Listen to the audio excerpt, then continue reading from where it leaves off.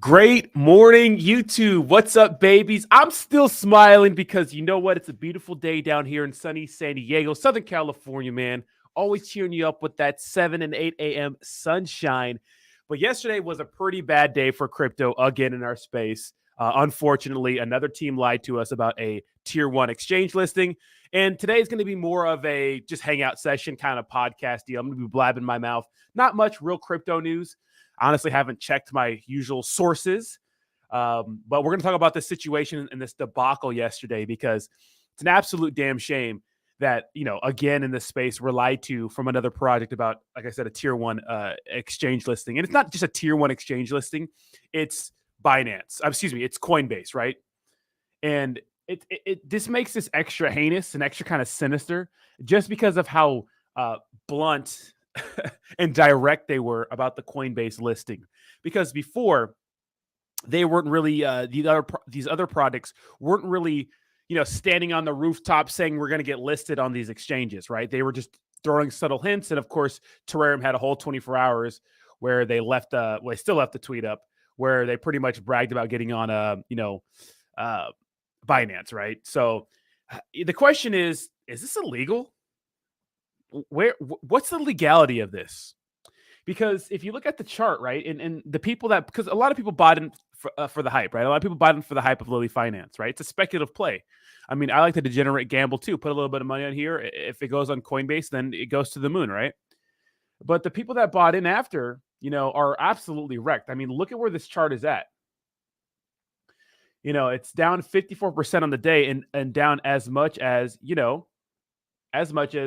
60 something percent.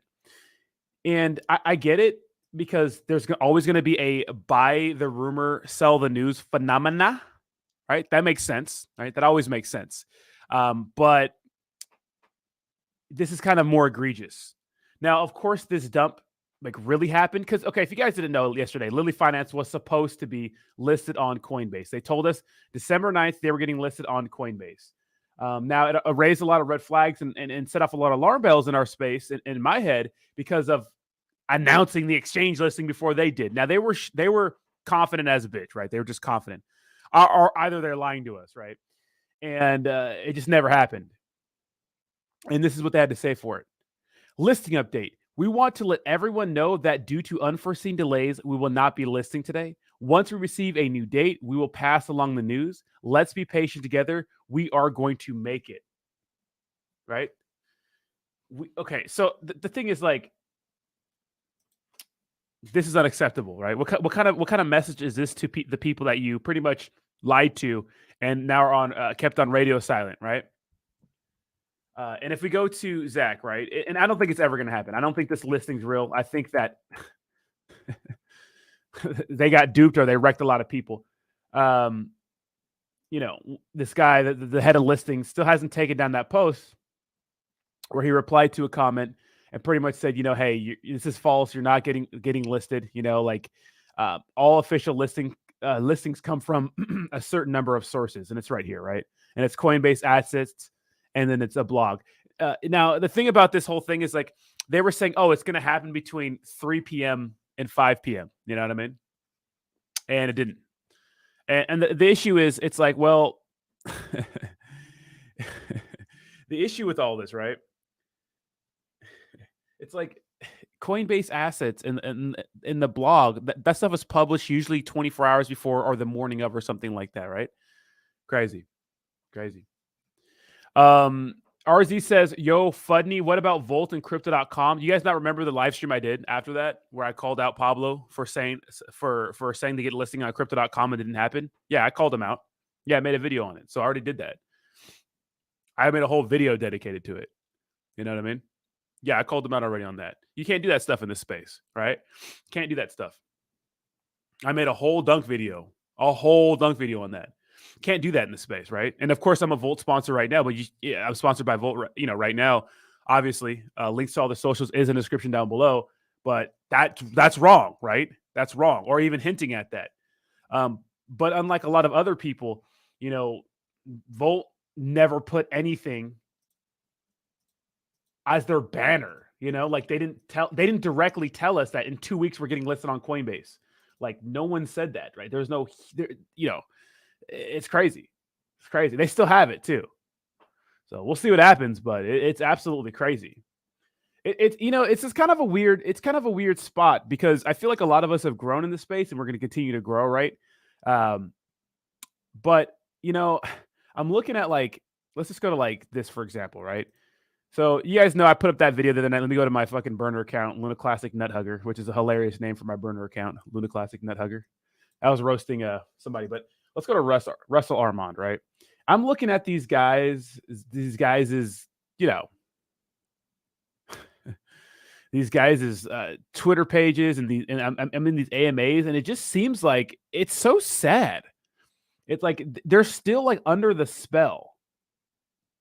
Crazy. And look at this. So Wolfpack, so there's a balloon fiesta to sponsor Saitama. The 5K raffle to 3 NFT holders and an additional 2 million to community members who hold NFTs. Once Saitama price hits $1. First place, you get a signed blue t-shirt. Who the fuck wants a signed blue t-shirt from Russ? What kind of clown world is this? I was having a walk yesterday. I was doing get my cardio, and I was talking to Ozzy Austin, which may be joining us later, and Jake Gagan probably. And Scott Herman's going to join us at 9:30 or 9:40 a.m. to talk about WAGMI a little bit. Who the fuck wants a signed blue t-shirt from Russ? You know what I mean? Bernie, thank you so much for the 10 European funny money. Thank you so much. Inflation's high over there, bro. How much is that worth? $1? Thank you so much, Bernie. I appreciate you, brother. I appreciate you.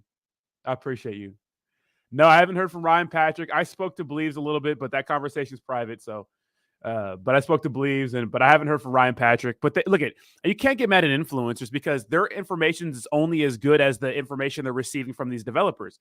And I don't know Brad Beatty. I don't know the rest of these fucking weirdos. And they're probably just lying to the community. You know what I mean? They just lied to everybody. I don't know what's the excuse now. The excuse can't be they got scammed, right? You know why it can't be they got scammed? Because there's no listing fee for Coinbase. So unless someone wanted to scam them for just to fool them, well then whatever. Because the theory with Terrarium was that the reason they scammed Terrarium is because they wanted $185K for that listing fee. You know what I mean? John says Austin Hilton's jacking your style, keeps talking about his crypto journey. I mean, it's okay to say crypto journey because it's a journey through crypto, So I think he's just using that word. I don't know. Honestly, I don't watch any of those guys anymore, really. But yeah, I don't know. I don't think no one's jacked. I think crypto journey is like common, but I wish them well. Don't go soft. He went all in on the listing. Don't go soft, right? Believes went way farther than that presenting info. He went all in on the listing. I mean, yeah, I mean, it's hard to blame. It's hard to blame Believes and Ryan because we were there with the Terrarium and Binance situation, So we were there. I've been there, done that, got the t-shirt, looked like a clown, you know what I mean? But I did take responsibility for it, and I came out and made videos after and said it didn't make sense to me. It just didn't make sense. And that's why I had to sell my bag. And I told you guys I was selling my bag, right? Of Terrarium. It just didn't make any sense. And at the time, Austin was an influencer for them, for Terrarium. And Austin was my friend. So I was like conflicted. I'm like, damn, Austin's my friend. You know what I mean? But then when they hired, the big three to promote Terrarium, I was like, oh, okay, this is just a shitcoin. Christy says, fuck that. Influencers need to be blamed. They are professional finance No one's a professional finance influencer. Who's a professional finance influencer? We're not professional finance. We're billboards. If people are saying they're professional finance influencers, they're fucking stupid. Not even some of the big YouTubers are professional finance YouTubers. I don't think a lot of people understand, like Meet Kevin and a lot of these people with all this insane money are not because because of what they do in their personal lives. I think Graham Stephan, especially Graham Stephan has like really good information when it comes to, some being frugal and some personal finance. But a lot of those guys made money because of YouTube. Like they're YouTubers. That's where their main source of income comes from. I remember Graham Stephan did a video about his income sources, and it's all from YouTube. They're all just YouTubers, right? Like the whole passive income fucking farce and the whole day trading thing and how to make money with not working is so popular because people want to find a way to kind of get around, putting work in. and like really, if you watch some of these personal finance pages, it's like, dude, it's not spending $5 a day on coffee really going to be the make or break in your life if you're going to, have enough money for retirement by the time you're 40, like some of these fucking things. Retire when you're 40, retire in your 40s. Like, are these? It's just like it's obvious. Like, YouTube finance is real. It's a lot of entertainment and a lot of selling programs. Like these success programs, these drop shipping ones, these Amazon ones, where they teach you to be like these little pop up stores and shit. Like it's all like it's all just selling you a dream. Like some of it works, I'm sure, but I wonder how many people with those Amazon drop shipping stores actually are profitable. How many of the stores don't work out, but you only see the ones that do work out. It's crazy. I mean, you can say that. Yeah, I mean, here's the thing. Yeah, influencers should be held accountable. Here's the thing. It's like if we're told we're getting listed on a tier 1 exchange, it's like, damn. Because I spoke to both of them, right? I spoke to both of them a little bit away, and it was hard to believe, right? It's hard to believe. So I'm not saying they're completely faultless at this, because they're not, obviously, but you got to come out and address you got to literally come out and face the music, right? Yeah, all that technical analysis, day trading shit. Like, I guess it's good if you're decent, but I'm not fooled by that. I know a lot of people ain't shit when it comes to that stuff. Oh, I fucking, you know what I mean? That's why I just dollar cost average. It's like that stuff is, I'm sure I could sit here and learn shit, but what I've noticed from technical analysis, it's all entertainment. It's mostly entertainment. Some of it's good. Some of it's not. Most of it's bad. Yeah, Bernie, you're actually decent at trading, but you don't have a YouTube channel,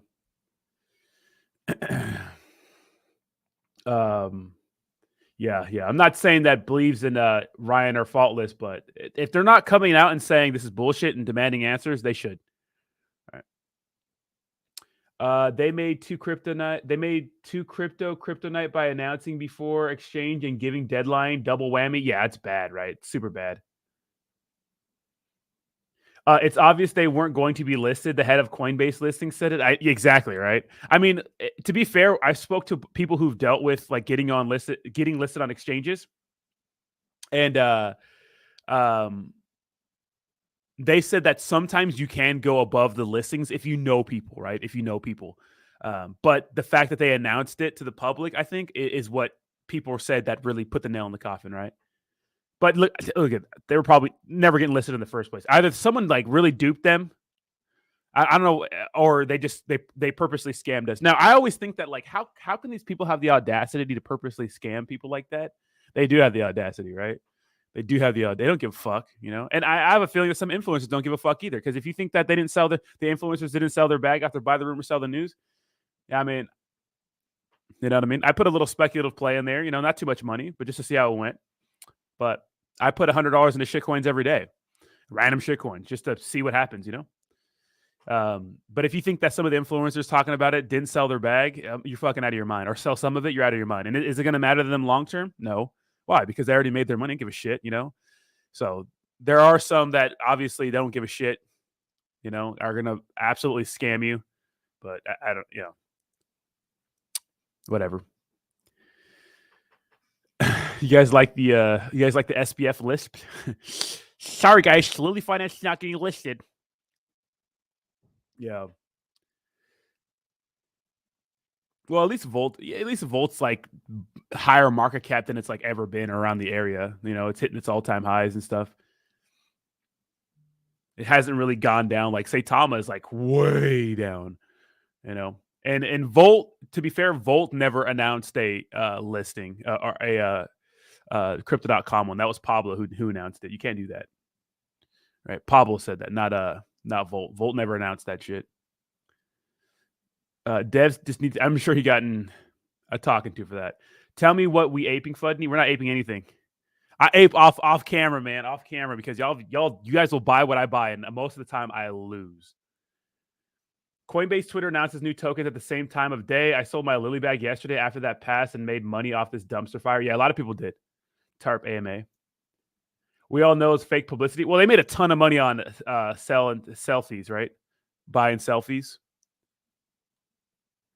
Way better, says Rodney. That's why I keep buying every Volt deep. We have the most reliable, hardworking, and always delivering and care for the community. Yeah, Volt's killing it, man. They're still paying for a ton of fucking influencers, paying for exchanges. They're really grinding in the bear market. That's what you got to do, man. And you got to be like super active on social media. They're very active. You just got to be like that. You know, you just got to be like that. Bro, I was crying when you did the SPF list. Yeah, Saitama's crazy. Yeah, that's crazy. Chrissy says Saitama is a lost cause. Went from 7 billion to 40 million market cap. How to become a millionaire? Start with 7 billion. God damn, that's true, man. That Saitama situation's nuts. And I was in a Twitter live space, and Russ is the same guy, dude. Like, Russ is the same guy. And look at the hype of crypto's gone down. Like even YouTube. Like a lot of us are getting way less views unless you're like, I don't know, just talking about, I suppose, like even everybody, we're all getting less views and stuff. But damn, like Saitama is down significantly, right? Crazy. Bernie says, what happened to Nutra Finance? They actually reached out to me. I guess they are doing something big. They partner with Volt and those sorts of things. They're still working, man. They still want to make it happen. But they're down pretty bad too. Yeah, I went in on Pablo for that. I mean, you can't do that. It doesn't matter, right? You can't sit there and say you're getting listed on an exchange and not happen. That's crazy, right?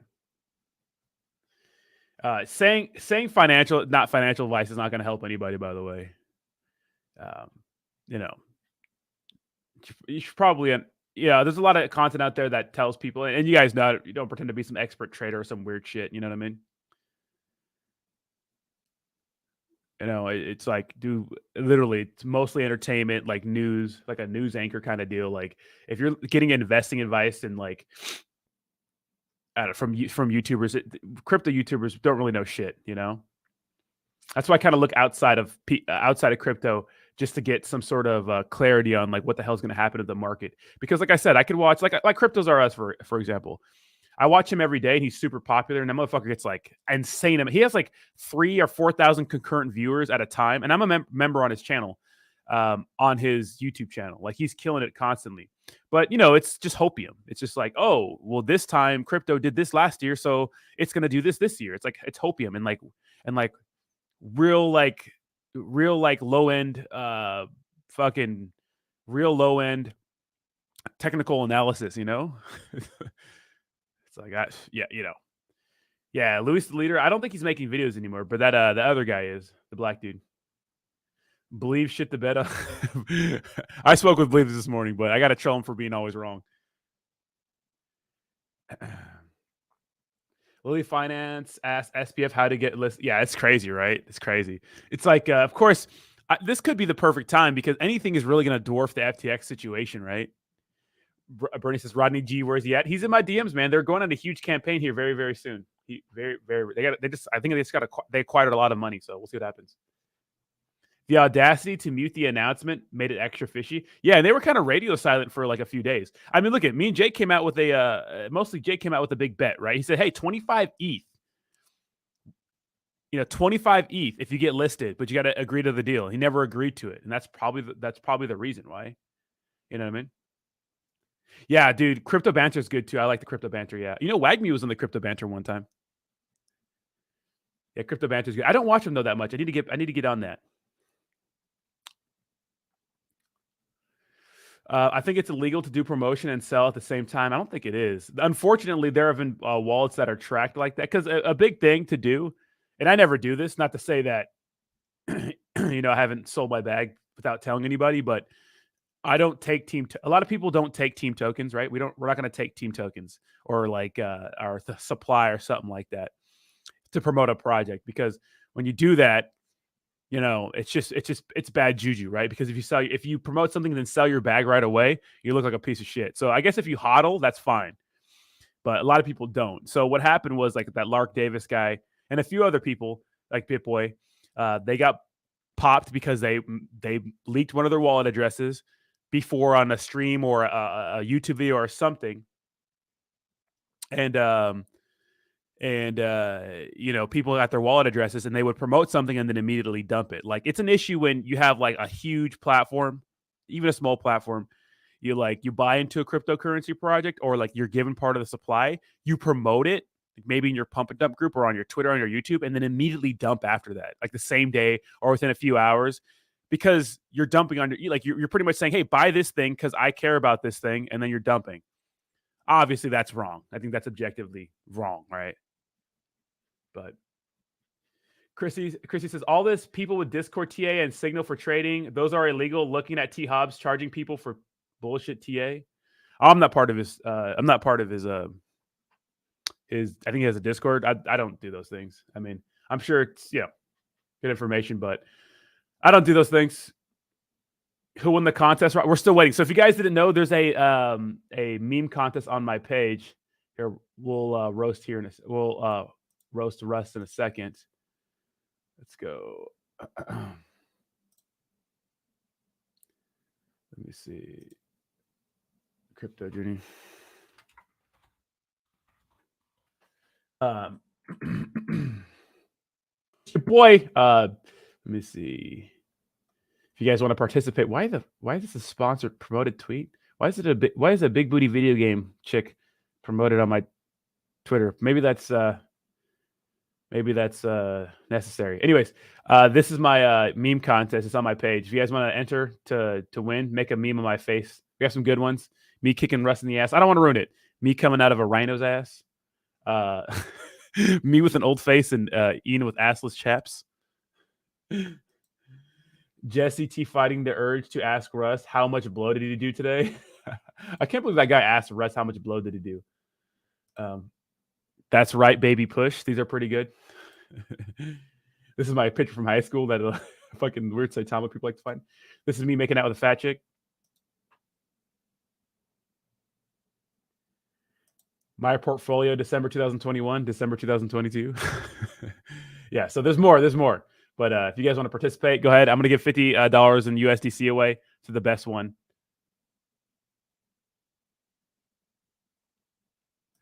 Dondo says, yo, Rodney, I was listening to your and Jake Twitter space, and I was shocked to hear the former goons from Saitama. Oh, yeah, let me do a little sidebar for that.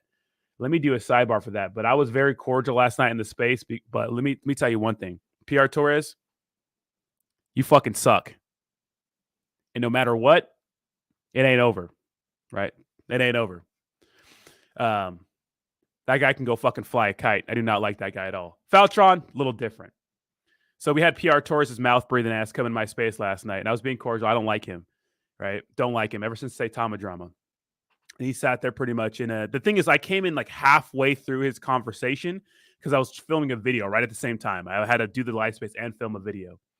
So I pop in there, and PR Torres is saying something. This is at the end of his, like, I didn't even know I'm like, who the fuck let this guy up here?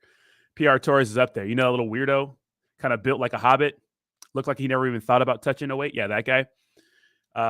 He pops into the space, and he starts talking about how he called the Lilly Finance thing a year ago, that he was trying to tell everyone not to get into Lilly Finance. Like he predicted this, and that other people should be ashamed because they were promoting things that lied about certain things too. I don't know if that guy. Here's the thing about like a guy like PR Torres. He doesn't know shit about crypto. All he knows is that he got paid to promote Saitama, just like all the other people that Saitama targeted. Pretty much the low informed investor, like the people that don't really know shit, the ones that are easy to manipulate. Yeah, PR Torres is one of those guys, right? He's one of those guys. Thank you so much for the $50 donation. I'll get that here in a second, Jake. He's one of those guys. So he doesn't really know shit about crypto. So for him to come into space and say 1 year ago he was telling us not to buy Lilly, and he was and he predicted it. I don't know if this guy noticed, but this time last year, Lilly was still a Saitama exclusive. In fact, everybody in Saitama was pushing Lilly Finance. In fact, on New Year's, when I roasted and made a video talking crap to Ryan Patrick about how bad Lilly Finance is and how you shouldn't buy it, he told everybody, he took that video and told everybody to report that video on his Twitter page. This is at the time he had more Twitter followers than me. He told everybody to go report my video talking trash about Lilly Finance Saitama. So he was defending him tooth and nail. He was defending Lilly Finance. And then he turned against Lilly Finance when they decided to launch on Uniswap like the rest of the Saitama nerds. But here's the thing, PR Torres. Since then, Saitama has gone from a $7 billion market cap to a $40 billion market cap. That's a 170x-ish from its all-time high. I don't know what kind of dumbass, stupid, peanut brain land you have to come from to understand that. What's the difference? Saitama is like a big rug. So, just ridiculous. I don't like that guy. Feltron, has been on a nice campaign, pretty much, trying to, right his wrongs with the Saitama thing, fine. But I can't stand the other guy. But I was being cordial in my space. So, and thanks a lot for hanging out with me and Jake for the crypto hour yesterday, man. That shit was absolutely insane. And Awesome, thank you so much for the $50 donation. Says, your MetaMonkey AI is proving to be legit team and project, by the way.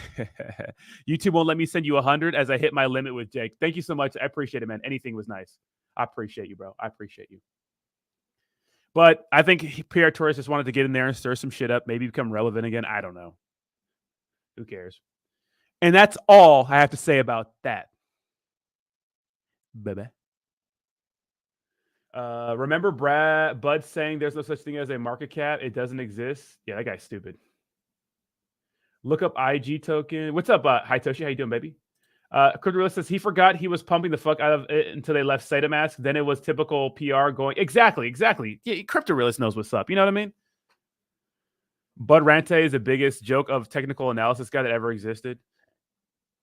I know, Javi. Yeah, it's crazy. Please, guys, hold your Lilly Finance. Crypto space is still infant stage. Lilly Finance will list on Coinbase no matter how many years it takes. That's ridiculous. No. They told people they're getting listed yesterday. Don't give me that. Cohen says, "Hey Rodney, if I'm subscribed to all your notifications, does it mean that I'm a member?" No. You have to have an eggplant next to your name, which means you have to become a member. There's a link to join in the description box of this video. You must have an eggplant next to your name to be entered to win.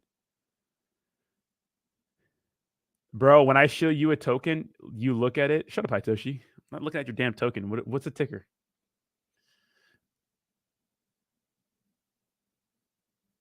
Patty the Batty. Yeah, Patty the Batty might get smoked today. Let me look at this card. What time does this card start? Is this in the United States?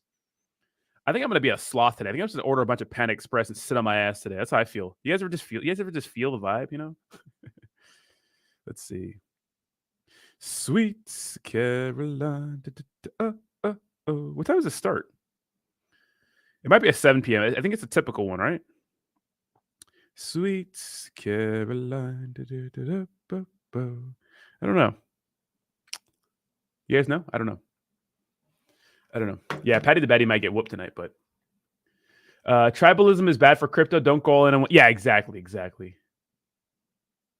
CryptoFlex says, I've seen that Saitama people be haters on Terrarium and Lilly Finance people because they were. Yeah, it's crazy. It was fun though. It was fun.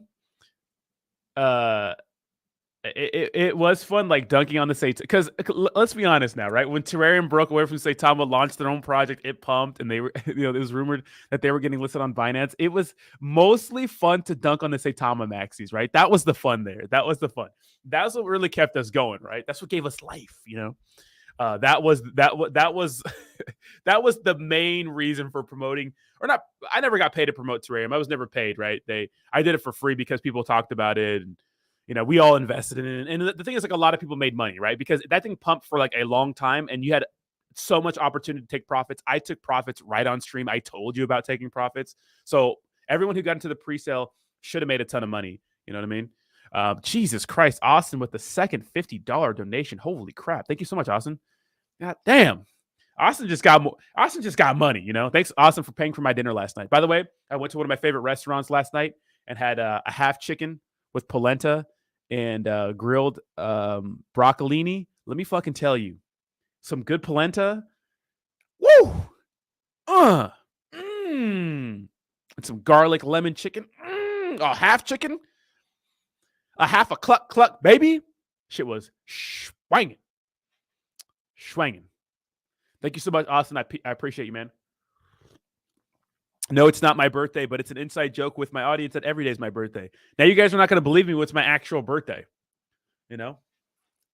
Austin tricking Rodney. MetaMonkey is okay. Look, at Austin is the MetaMonkey guy. Okay, what do you want him to do? Now, I think all rap songs for cryptocurrencies are corny as fuck, but it's just me. Some people like that stuff. Some people think Kids Bops is good. I think that's corny. There's a whole market for corny shit. Not me. I'm not the guy. Not for that. I like corny shit, but not that type of corny shit,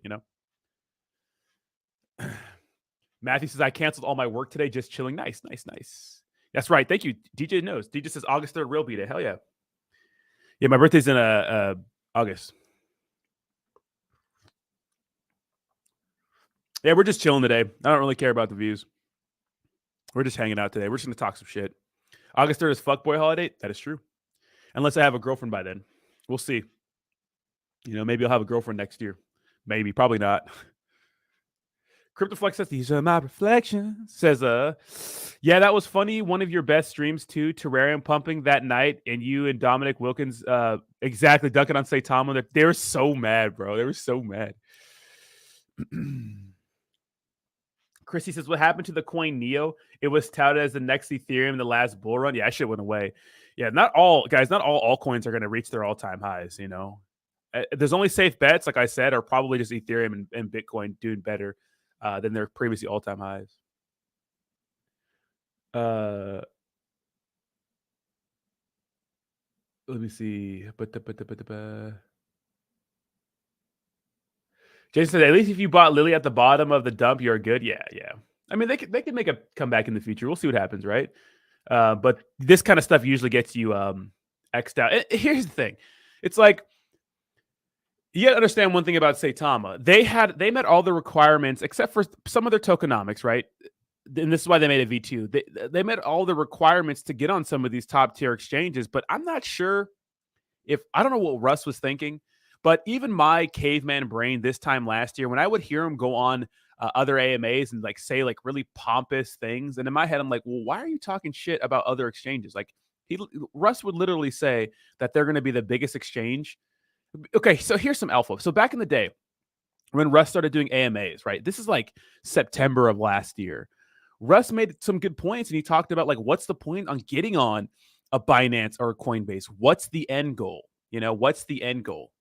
He's like, we don't need to get on these exchanges. He says that they don't really do anything for the cryptocurrency project. It's just hype. It's just big hype, which to me, in his early AMAs, that made sense. So he did mention those sorts of things. But then later on, he would say that, no, we're going to get listed on every centralized exchange. It's inevitable. It's just going to happen, right? And then later on, when these top tier exchanges, right around where KuCoin said, no, we're not listing you on our exchange because of the whole Squid Game situation, Russ said, well, we're going to get on their exchanges and steal their customers. And I'm sure, these top cryptocurrency exchanges were looking at Saitama because Saitama hit a $7 billion market cap. But then when they looked at what was going on, they're like, well, you have no use case, no product. You're an ERC20 token with a contract that's renounced. No marketing wallet or anything like that. They would need to, probably change their contract in order to get listed on these exchanges. And it was just all bad. It was just it was all bad. It was we went from Saitama was going to be bigger than these exchanges. They don't do anything for the token project. We don't need them. We're going to be bigger. And then it went to the biggest hype that was surrounding Saitama for a while was a Coinbase or a Binance listing. That was the biggest catalyst. Remember Henoch making those dumbass videos? Remember that Saitama page dedicated to getting listed on Binance? Russ would shill to people. It's okay, are we going to get on everybody's exchanges and steal their customers, or do you want to get on these exchanges? What's the deal? What do you want to do? Or are you just going to act like you're holier than now? Or not holier than now, but that you don't need these exchanges and you're better than these exchanges. So it's all very very strange. It's all very strange. If Bitcoin goes to 5K, how much you buy? I probably buy a few. So what's up, Legal? How you doing, baby? Did I say what's up? Chris E says, Bitcoin has to get me to 1K for me to ape all in. I still believe altcoins will get me more gains. Yeah, altcoins will. It's just it might be tough for all the altcoins that were at all-time highs during this last run, do the same thing. So there are going to be some winners. That's why it is important to diversify, right? Because you can have a crazy 1,000x on one, and then the rest could dump, but you could still make insane money because of one of the altcoins 1,000x. Yeah. Anyone like saying that's still involved with Saitama and point in roasting Lilly Finance, I mean, fine, but really no, crazy.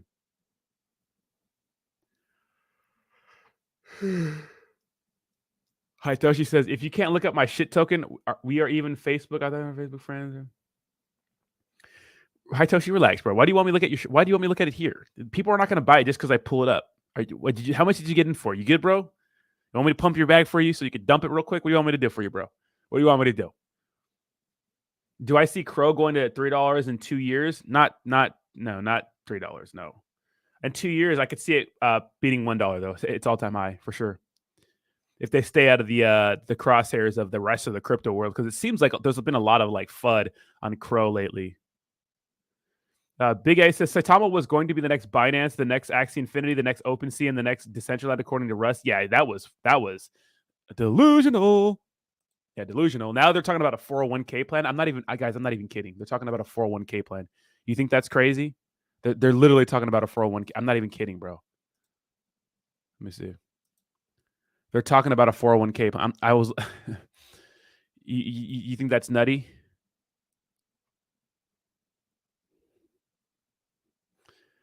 Saitama's got.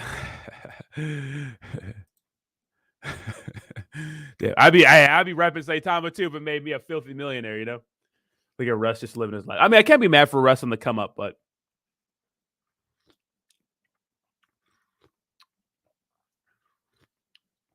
it's just hilarious, I kind of want to order some Chinese food and then watch Rick and Morty all day. I'm feeling that vibe today. I'm feeling like really lazy today. I've been working my ass off. Honestly, I'd be going to Spar this morning, but my car doesn't get here till Monday, so I have no car, and I don't feel like taking the fucking Uber to, like, because you guys know I've been kickboxing again, and unfortunately I have to I have to like bring a whole change of clothes and change at the gym and take a shower at the gym, and it's like just a bitch. Yeah, Rick and Morty is lit. Love it. Choco says the huge ETH dump the other day should have been for. Well, here's the thing, Choco. When there's a buy the rumor, sell the news event, like especially if they actually got listed, it would have pumped. It would have pumped hard, at least for a little bit. But there's always going to be people who are going to get in like at the bottom and sell. Probably developers or people close to the team or associated with the team. They're going to do those sorts of things because that's just, and just people that are just degenerates, because that's that's the way investing works. But it would have pumped again with that news. People would have bought back in, right? Especially the people who took massive amount of profits, may have put like a little moon bag back in there or something like that. So I expected some ETH dumps before the news was announced, but the whole day of radio silence and then that Twitter post, everybody dumped. Yeah. Watch the England game. Oh, okay, yeah, I'll watch that, Bernie. Yeah, I'm rooting for England. Dude, freaking that the World Cup has been nutty, right? Argentina, that game against the Netherlands was insane. Scott's at 940.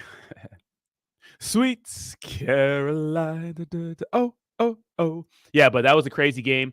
And then Brazil lost right to Croatia. And I have a buddy from Croatia, so shout out to Croatia. And then now we have England versus France, and France is so good. Hopefully England can get the W, but I think France won last year, right? Wasn't it France and Croatia in the finals? Crazy. But we do have Awesome Austin in the house. What's up, baby? What's going on, dude? Long time no see, man. On your channel. Dude, when's the last time we had a fucking stream together, bro? I don't know. Maybe when Terraria and Binance. I'm just kidding. I don't know. It's been a while though, dude, for sure. Dude, we looked like last night. I looked tired as hell. Damn. Where'd you go? We were just with the kids, went to like a movie night and then just like hung out and did all that stuff. But then, stayed up and yeah. So I'm like, dude, I'm tired today, man. Yeah, dude, I can imagine, bro. I went to an Italian restaurant last night. Dude, I had the most bomb half chicken and some polenta. I know. I was listening on my way. I had to go get my coffee. That's why I was like, you sent me the link, and I'm like, I gotta go get my coffee, dude. Yeah, I was just getting up too. Nice, dude. Dude, this situation's. Can you believe again a third time? You know what? Like I don't know how to take it because like that's the thing is that where is our expectations set with this? Because I think all of us knew this. I mean, you and I talked, and I was like, dude, there's just no way. I mean, like. With their volume, like if you go down and read the list, like just some people that need to know, like go read the Coinbase listing requirements and just go down that list of things. and I get that they say like not all these need to be met for people to get on their exchange, but I would be pretty. I mean, like I'm pretty sure you'd have to meet a majority of those to get on that exchange. Yeah. And I don't know, man. It sucks, dude. They definitely got Norwegian princed. That's just how Austin feels like he can't say Nigerian prince because it's racist. But look at a lot of scammers come from Lagos. It's just a fact. Definitely. No, but it's just nuts. I feel bad.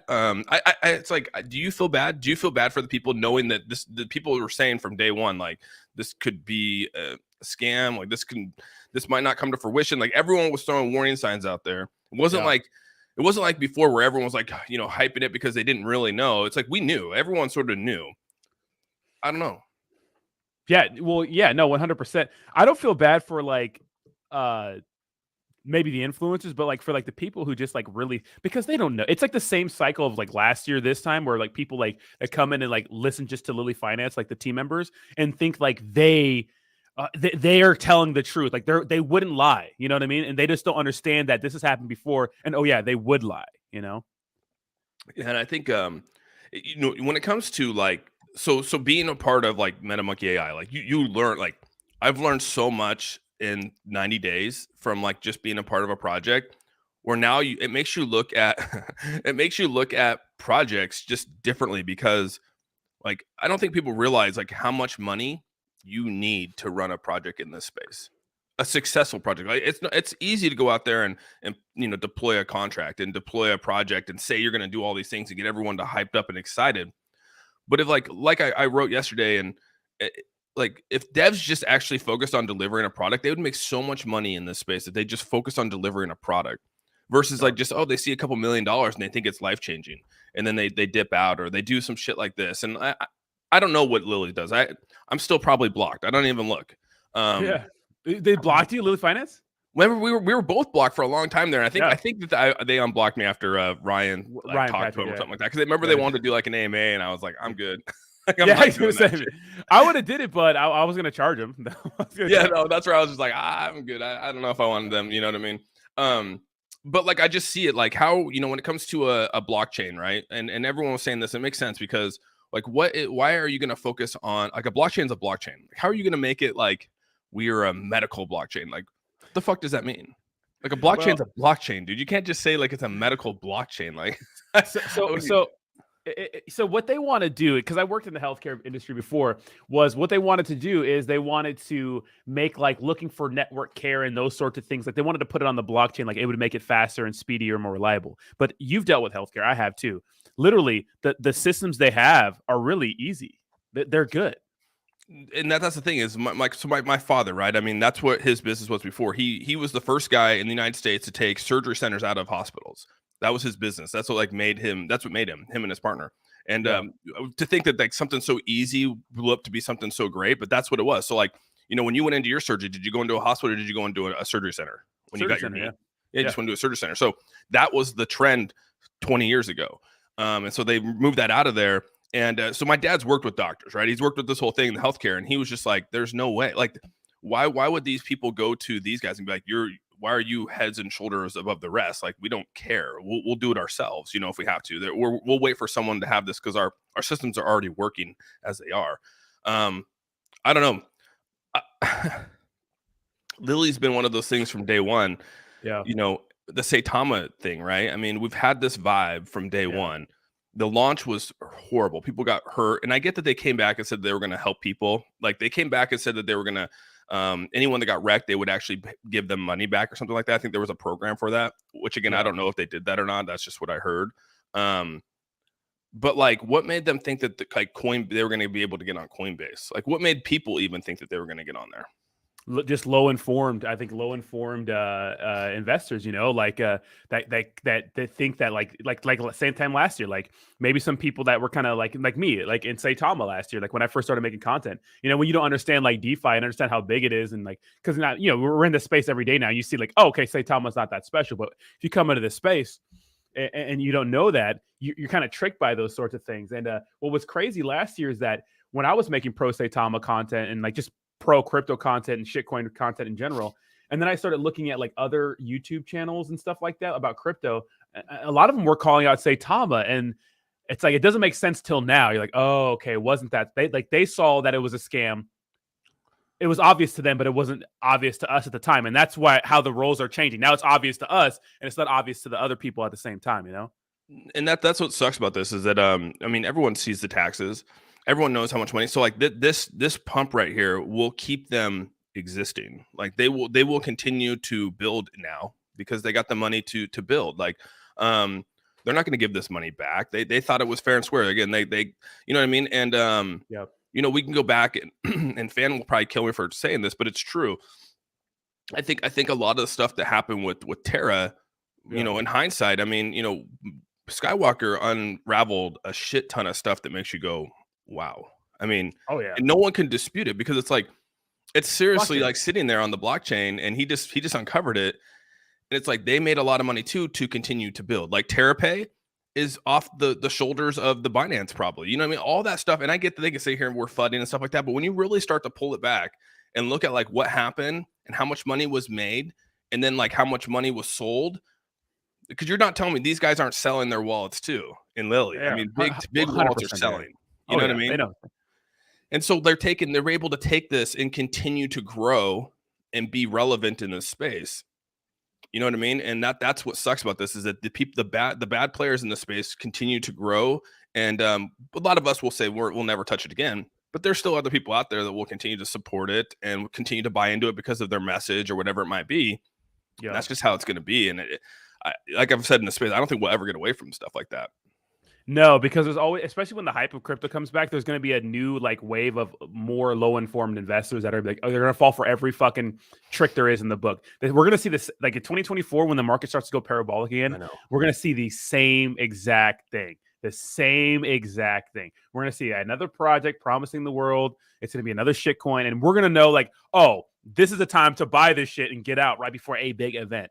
You know? And that's the thing is like, you know, like I love John Smith because, you know, John Smith talks sideways, right? So not only does he talk about, he talks about, no, but he goes and he'll sort of attack Terrarium in a way, like exactly, and then he'll come in here and be like, you know, Terrarium for life, you know, early retirement, and really and again, I'm not against that. Like if you believe in a project, like believe in it, that's fine. Like hold your bag, like do your thing, but like don't come back to anyone upset when things go sour because it's.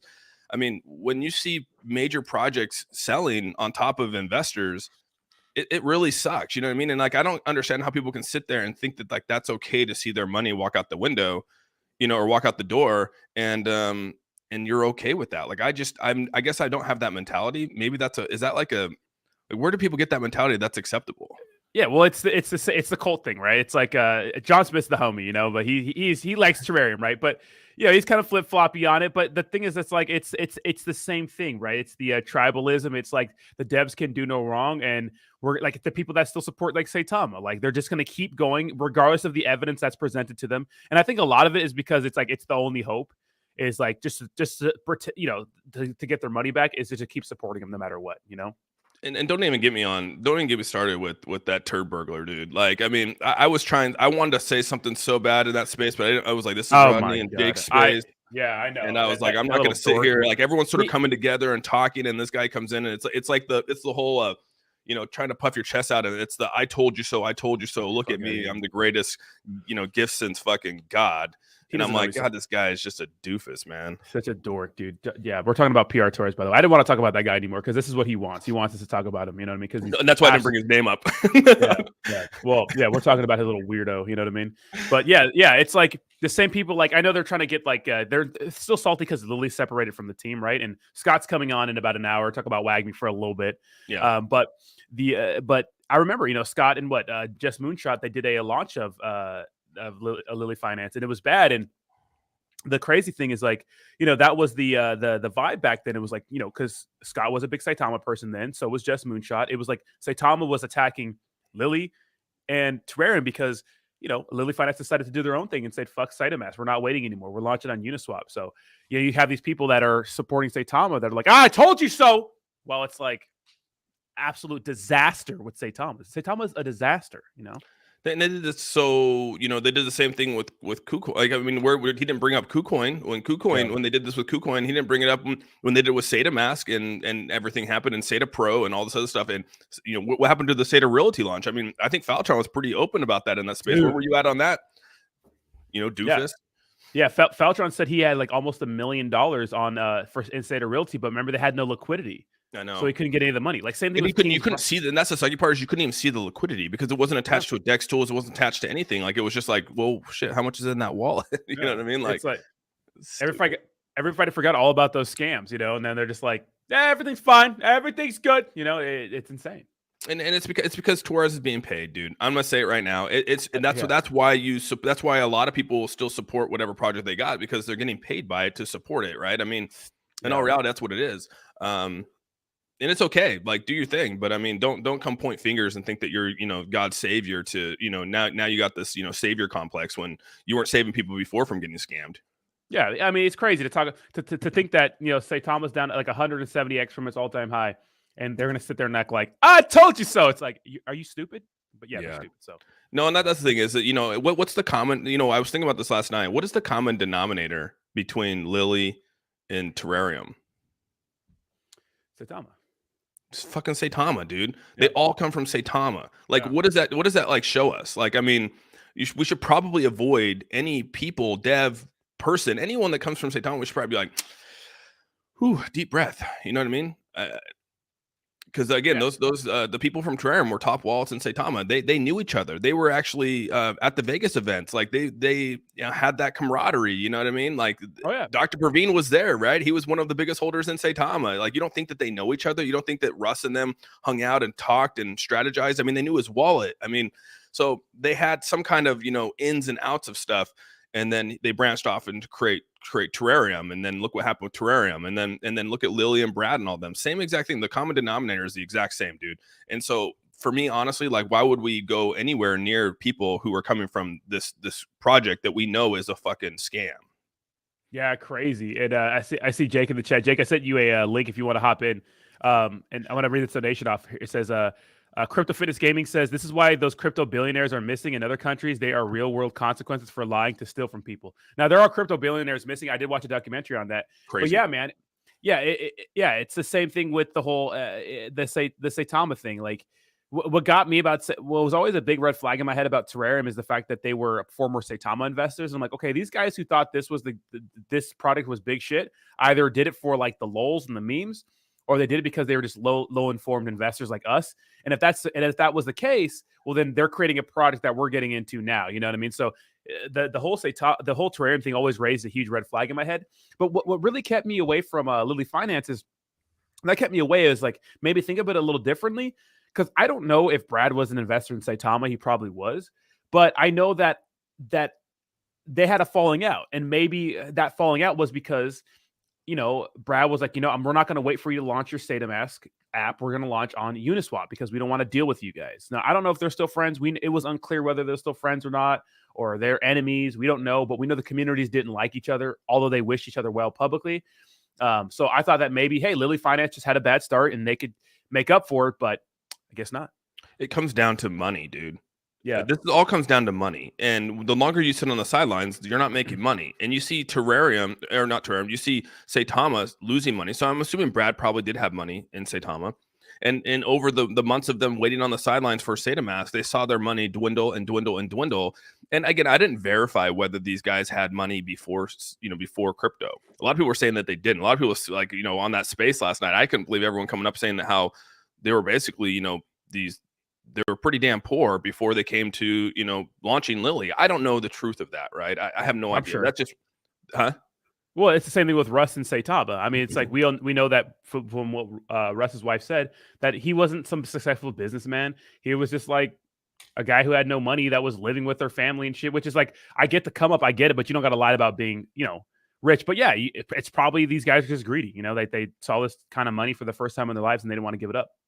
But that's the sucky part is that if you just deliver, you'll make so much more money. Like and that's what, like I was going back to like being with the project that I'm at, and like you sort of see behind the lines, like sort of see like how things start. Man, you got a sexy chat lady in here. Hey, yeah, I just blocked him. Yeah.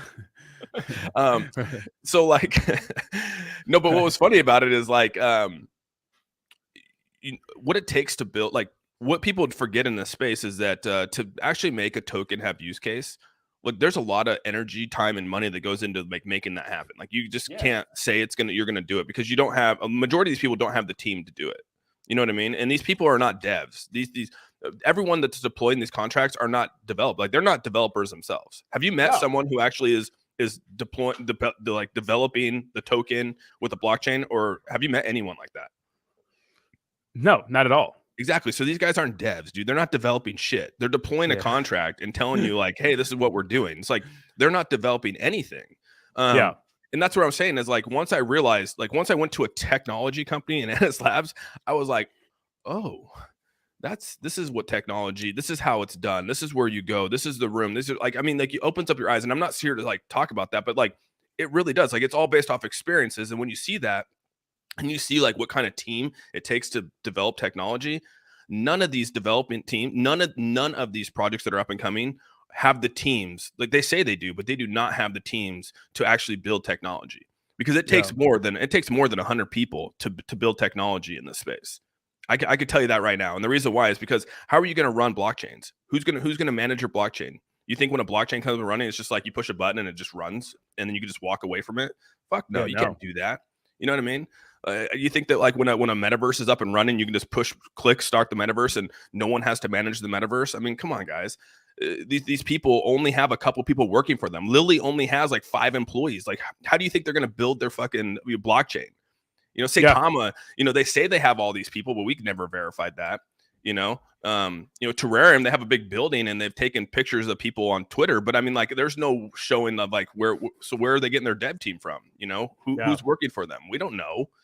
But I can tell you this, like, it's going to take a lot more than people think to run even a centralized exchange. It's going to be very interesting to see how Terrarium runs a centralized exchange. Yeah, Terrarium's probably going to take an out. We'll see if they're around this time next year. But yeah, I remember one of the big questions with Saitama was like, who the hell is helping Max? Like, where's your team? And they would say, oh, we have a whole team under Max. Max has his own like software company or tech company or some shit like that. Like, where's the help? And then they end up firing him and going with like a bunch of people in, I think, in India, right, or somewhere. But yeah, they still took them 3 months to put out Sata Pro. You know what I mean? Yeah, exactly. Yeah. I mean, the crazy thing about all this is that I just think that we're like the next wave of investors who fucking were like dumb to this last year, but now are learning. But there's going to be always waves of new investors to take advantage of, and new investor money, which is crazy. So do you think so what happens? So let's just say that because I think Terrarium is going to actually deliver their exchange. Again, I don't know like who's going on there, like who's listing on their exchange, right? Who's backing their exchange? Are they going to provide are they also going to provide an asset sheet of like what their one-to-ones are, like crypto.com did? Are they where are they getting all their Bitcoin to? I mean, what happens when the first shorting of Bitcoin happens on their exchange?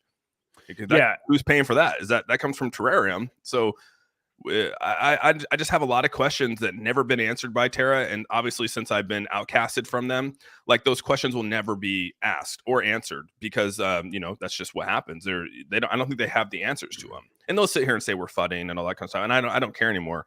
It's just reality. And you're launching in India, who literally like no one's trading in India based off their taxes and everything going on. And then on top of that, they don't even have a US, like come find out, like Praveen is working on the licensing here in the United States. Like they don't even have it in the United States yet. No. Well, no one wants to operate in the United States. It's too strict, Well, that's the thing. That's why Coinbase is so successful with some of these, is because they're really the only giant. Well, KuCoin, I guess KuCoin. No, I don't know if KuCoin's actually business is out of here. I think Coinbase might be one of the only ones, right? I think it's KuCoin and Coinbase. I think it might be KuCoin. You're right, but they're really hard. You know what I mean? And I don't know. We can sit here and talk about it till the wheels fall off, but it's a lot harder than people think. I truly believe that. People think it's so easy to come into the space and create a project and say all this kind of stuff, but to actually deliver something is a whole nother ball game. And I can see why people just want to come in, steal money, and leave, because they really don't have any intention, or they can't, because they can't afford it to build. So Yeah, and I think KuCoin's not licensed. I think it's Kraken that might be in the US. I don't fucking know. I thought Kraken was in the Canada. Is it? I know that they had some issues before with Canada out of their. Isn't the CEO from Canada? I don't know. The Jesse guy, right? Yeah, the one that said like get your shit off exchanges before get your shit off our exchange before they lock it on you. And I was like, oh my God. Yeah, crazy. Yeah. Yeah, because of the whole COVID-19 protests with the truckers and stuff like that. Like they were a lot of people were sending those guys crypto because they were protesting, blocking, I don't know, not driving or some shit with the trucks. And yeah, they went ahead and we're going to block cryptocurrency exchanges and freeze bank accounts, which is kind of insane, right? Oh, big time. That's nutty. Yeah, but when it comes to like, it's like you want to believe like some of these products have the best intentions, but like since the beginning, the message has always been the same. It's like you got to use meme coins for what they are, right? If you're getting in early enough, if you're getting in, you're probably going to lose your money. But if you're going to stay in and you make like an insane profits or life-changing profits, you got to consider taking profits or pulling your money out and those sorts of things. Because in a space like cryptocurrency where it's not regulated right now, where like it's easy for any Joe Schmuck to come in, run a project, make life-changing money, get out and move on to the next one or just leave crypto forever. Because there's opportunists, right, in an unregulated space. They see what's going on. They see how easy it is to make money. They're going to come into space and make money. But you're going to have to like take a step back and understand that, hey, man, these guys are probably here just, for a good time, not a long time. And so you got to be the same way when it comes to aping into shit coins, right? Like not solid projects. And look, it's hard to tell which ones are solid projects. It's really hard to tell. Even some top tier products that we thought were a layup like FTX, turns out they were bad. And people could say in hindsight that they knew FTX was bad, and people could say, yeah, fine, okay, great. You were one of the persons that said 8%, a yield on your fucking shit is unsustainable. But a lot of people didn't think that way, right? That's why he tricked a lot of people. So when you're up, sometimes take profits, right? Yeah, I mean, we never thought Solana would fall out of the top 10. I mean, Shit, no one Solana? really predicted that. I mean, we knew that some people didn't like it. Like I wasn't a big Solana guy. I wasn't going to buy it, but didn't think it was going to fall outside the top 10 with all the hype and everyone actually liking it. So, it's just different, so. Yeah, and I had a good comment from Clean Smoke says, scams are normal in the DeFi space, but to have your own disabled daughter to announce an exchange listed, and this is kind of brutal, but you got to listen to this. Exchange listing when Brad knew it was straight scam makes this one of the worst and sickening. He has no soul. And this is here's the thing. Let me see. Brad BT, Lillian, Amazon. Like, it's funny, dude. Like Clean Smoke, like it's funny. Clean Smoke, like he trolls me on Twitter, but sometimes he'll agree with me, and I'm like, oh wow, thank you, Clean Smoke. so this is the book that Brad Beatty wrote, Saving Lillian Bay, Miracles Happen, paperback.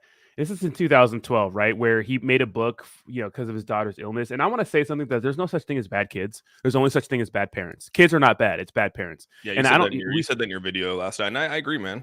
Yeah, you can't get mad at her for announcing things like that or even have anything to, say anything negative about her doing it. It's like, Brad, why you have your daughter announce something like that? It's kind of crazy. But he wrote a book about it, right? And, look at some of the reviews. This one says this, nice story overdone. It says, having experience with a child with cancer, I know the medical system. This book is pure exaggeration. Millions in bills is a lie. That was what was billed to the insurance, but there is a 90% difference between that and what you pay. So people thought this was like kind of overdone. And this comment says scam. It says this book is a ploy to raise money.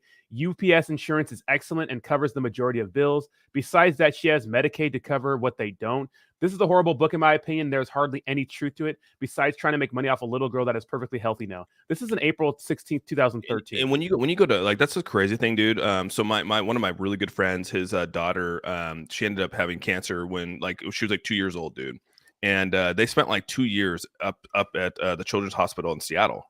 And there are so many people and donations and Jude, St. Jude's Hospital, all that stuff. Like they walked out of their 2 years of living up there, and they had to live in a house too to like get her through all this that they provided for. And I mean, there is a lot of money, but they walked out of there paying nothing because of I mean, that's typically how it is. I mean, Who do I donate to when I donate? Who do you think I donate to?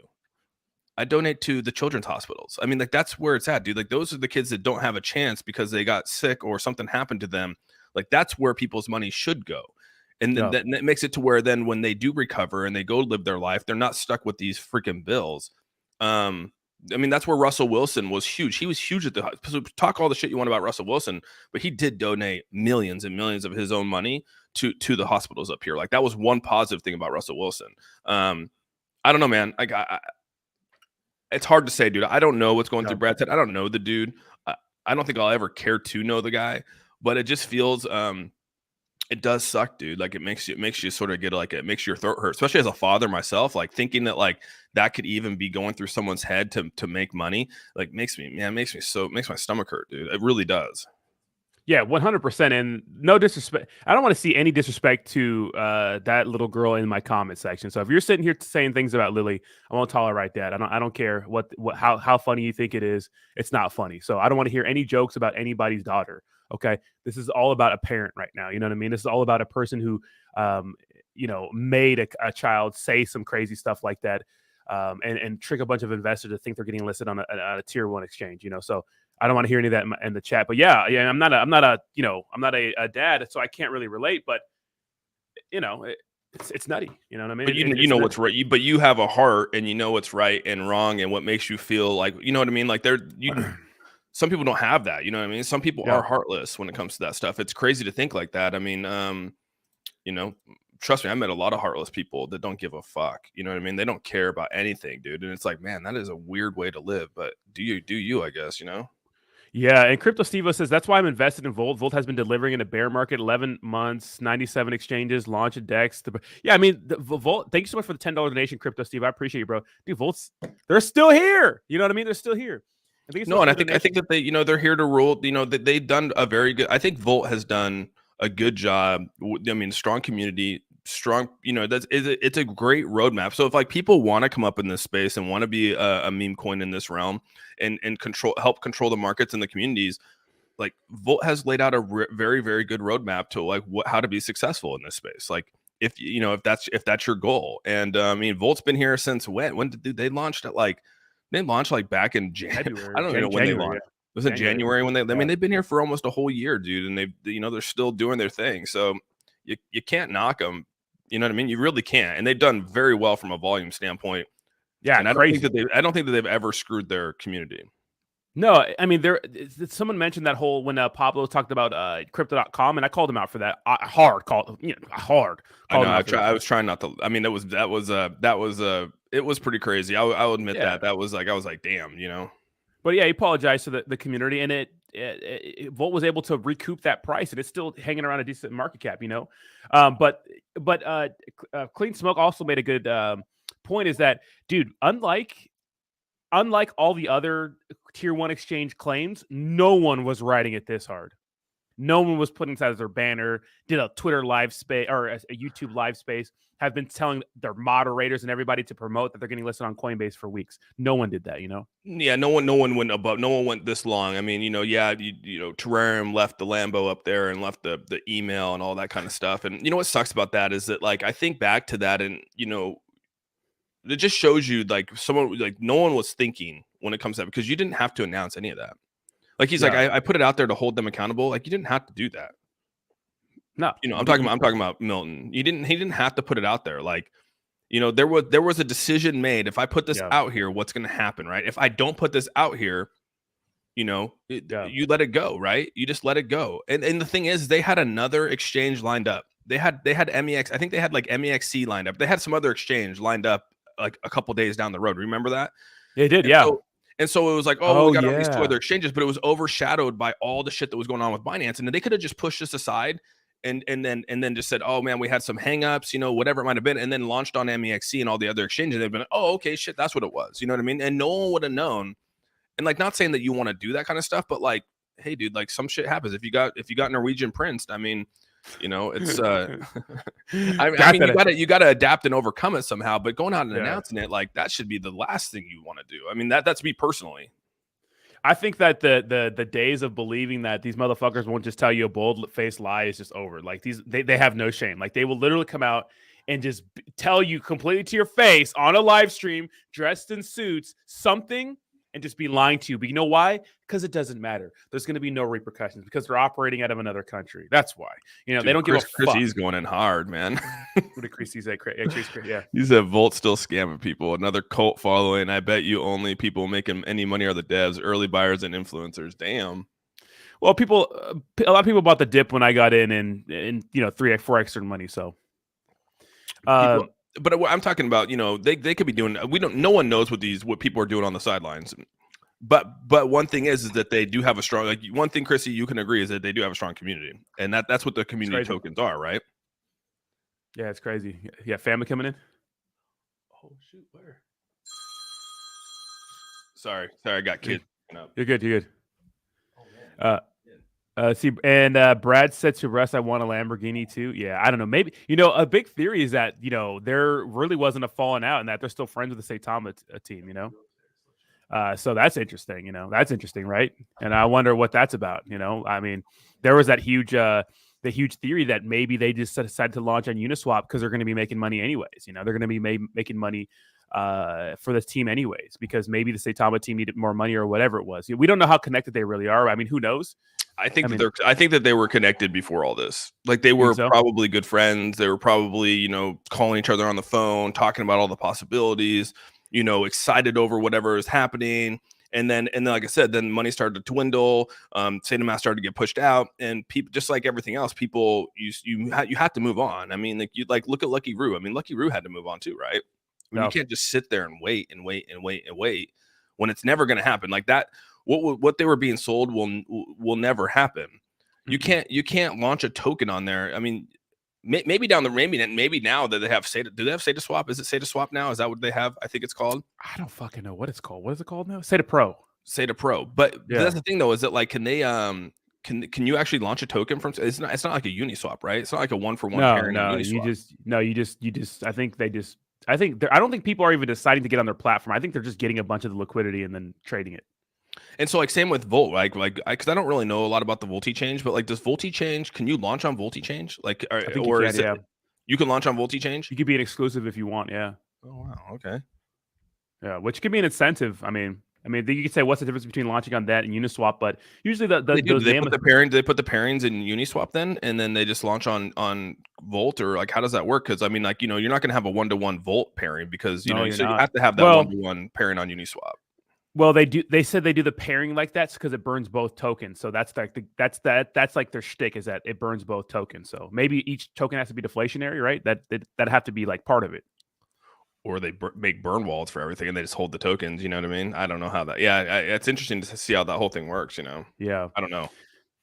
Yeah, it's tough, right? It's tough. And like the issue is, like, there's just so many like dominant decentralized exchanges that people trust in this space. Like, competing with those guys is it's nuts, right? I would agree with DJ here. I mean, like, and that's the hard part, is that it makes you go, yes, so many people out here saying, like, it wasn't going to happen. Like, I was saying it definitely wasn't. I didn't think it was going to happen. Like, it's so funny when I was like, Rodney, dude, like, I can't believe you didn't go. And he's like, I'm trying to, what if it happens? What if it happens? I was like, I'm thinking in my head, like, there's no way, dude. Like, there's no way. But you're really close to people who deal with this on a daily basis, who, like, know what it takes to get listed on an exchange. And it's, in my head, I'm like, there's no way they would have. In my head, I'm like, there's no way Brad is gonna have his little girl say that thing on a live stream and just like, there's no way. But I guess there was a way, Maybe I just see the good in people. Maybe I saw the good. It is sort of that video. I don't know if that is a pretty bad video.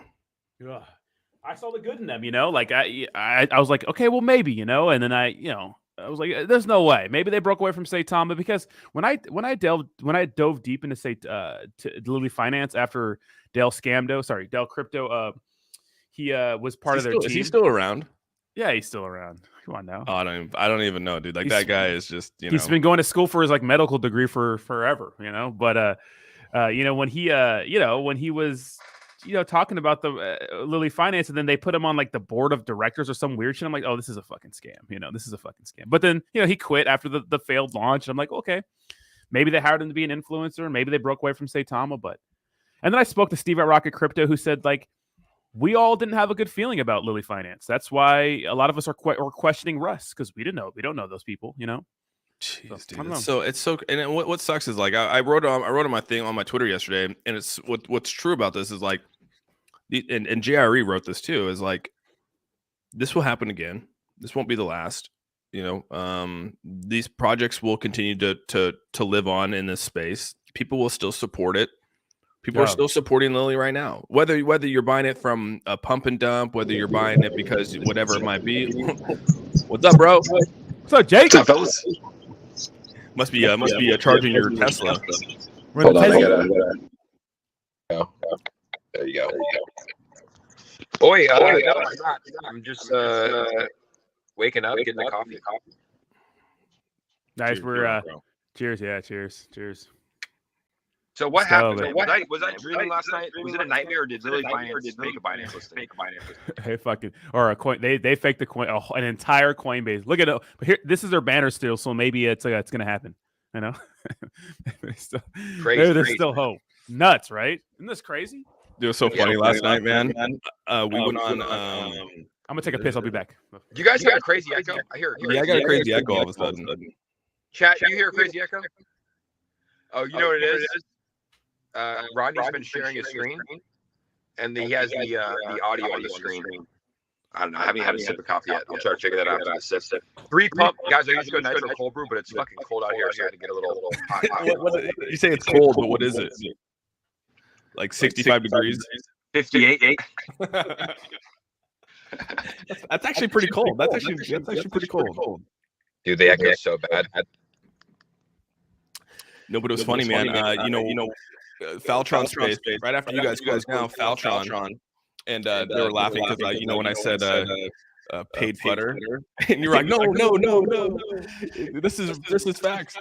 But it was funny because like that's what they're gonna say to us. Like I just feel like they're gonna like you guys were paid to do this for somehow. You know what I mean? Like because we went through all that. With all these exchanges and all these people lying, they come back with that. And so that was sort of the Saitama thing, right? Was that we were paid for it. So it was more of a shot, but I was hilarious. Good Lord. No, that was right. Rodney, do us a favor. Remove your screen. Remove your screen share. We are about echo. And sometimes when you do it with the audio, yeah, now it's gone. Oh, there it goes. Yeah, what the fuck? Dude, Jake's on the game today. When you have the audio on with the screen share and a third person comes on, it echoes. So that I've just learned. That's the trick. But yeah, you said that last night. I'm like, dude, there's like, I think there probably are paid fudders in space, but it's like, I first off would never accept to fud a project. Like this is what's happening. Like they're faking a Lilly Finance listing right in front of our eyes. Like there's no need to pay me to fud it. Like I'm going to talk about that. Like I was waiting for the DMs to hit my thing. You're paid to fud, Austin. You're up there. You're paid to fud. Cause that was like, dude, we got Rodney knows, dude. Like when the whole Saitama thing happened, like, I mean, and what do we even terrarium now? Even Terra, dude, I'm a paid fudder somehow. I don't know, I got called paid fodder in my comments again for the first time last night, and it really just made me think of last. I was like, "Oh, I knew it was coming." That's why I said it. I knew it. How much would they even pay us to do that? Like, we were literally doing a space because this token said they're going to do a Coinbase listing. The day that they said that it was going to get listed, they weren't listing, so we made a space. We were rooting for it the whole time. If someone was even like, "Hey, Jake," like, how would they even? Who would pay you? We were talking really nicely about the project. Would Lilly pay us to start it? And then it's like, another token pays us at the end. Dude, it's like, you guys were going to drop like 35 ETH. Or maybe I might have been more. I don't know how much. I don't know what the tally came up to, but I mean, that's a lot of ETH to drop into a project because you were wrong. If you were wrong or whatever, if they were right, however, which way you want to look at it. But that's a lot of ETH to be dropping in and putting on the line. And now it makes sense, right? Why he didn't accept it, because he knew from the start it didn't come on. And guys, like, how sometimes that's what sucks. That's what sucks. They knew, like, you knew that they knew, bro. Like, oh. Bro, Roddy, can you pull up their live stream? And the chat can probably agree with this. Sad, bro. Bro, I'm not a behavioral analysis, but I've known, like, sometimes when I lie, I'll do this or I'll itch something. Bro, wait till you see the synchronicity of this. When they say who should make the announcement on Coinbase, they go, Lilly should.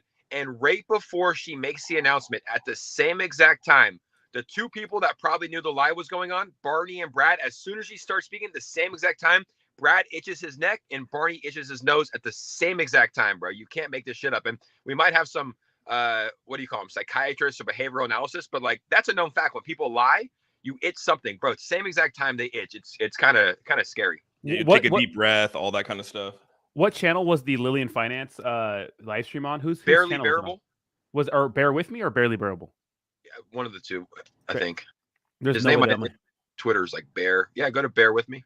Bear with me. Oh yeah, But here. I was watching that last night. I was watching the announcement. Like I saw Brad. It's like, dude, it's a thing. Like when I lie, which I don't do often, but like if I do or I have to fib, like I'll itch here. You know, it's like, and the fact that they both itch something at the same exact time, right before the announcement was going to be made. Yellow flag, Austin. Yeah, that's so funny, man. Like, I think we all, you know, sometimes we'll have to white lie something, right? Here, We'll I'm gonna fully lie, but we'll white lie something. Hold on. Let me see. I love coffee. Man, Details on that. I haven't even watched this, dude. It made me sick. September 9th on Coinbase. We are super excited. Go before this. There you go. Loud voice. All right, Yes, say it nice and loud for the Lillian track. Pause it. Okay. So watch the gentleman right next to Austin, Barney CTO, and Brad in the white shirt. Same exact time, guys. As soon as she's about to make the announcement, something itches on both of them. Let's go. These fucking scrubs, dude. I have an announcement. On December 9th, Look at that.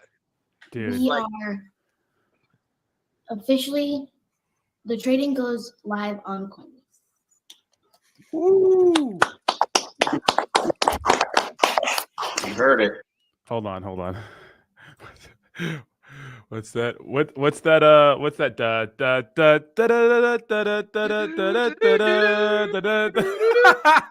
Whip boop. Crazy, dude. Fuck. Dude, that's a good catch. That's a good catch, Jake. Damn, homie. That's crazy, man. He said, huh? And the same time, like that's like right before I have an announcement, bro. And I was doing actually research last night. They say like, you know how like they say when what was his name, Peter Pan, when he lies, his nose grows. It's actually a fact because when you lie, it like produces a chemical imbalance in your body that makes your like, I'm obviously gonna botch this, but makes your blood cells enlarge. That's why you itch something, because your blood cells are actually increasing when you're lying. It's a chemical response. So that's why when she said I have an announcement, both of them felt it. Boom, boom, probably a lie. I'm itching right now because I feel that was cringy watching that. So, dude, it's so awkward, bro. That's so awkward. If you watch that stream too, like I remember watching it before. I haven't watched it this morning yet, but it's like the things that Barney were saying is like, you know, along the lines of like, oh, they gave us special announcement to make this, and they're literally rewriting our contract right now. Like, if that's all a lie, which it looks like it is, it's fucking insane. That's crazy. Nowhere in there does it talk about any of that when it comes to Coinbase listing in their protocols that they put out there for the public. There's a whole list of like what it takes to get on there and how they do it. And I mean, you know, maybe exchanges could be more transparent. Like maybe they could be a little bit more like open to what these things come. But I mean, I think it was pretty much I think we got the writing on the wall when the guy literally said, was it Zach, right? This is a scam. I mean, he pretty much called it a scam. He didn't say that, but he pretty much was like, dude, this is a lie. Yeah, he did it. I mean, could Coinbase, like, look, it's not on them to answer to every single person, right? It's tough to do. So there's a bunch of tokens, and the one thing with this one is like Roddy said it right. Like they had that association and exposure to Saitama, which means people knew about them, and they were probably just trying to announce this under the rug. Like, you know, they were probably just trying to announce it.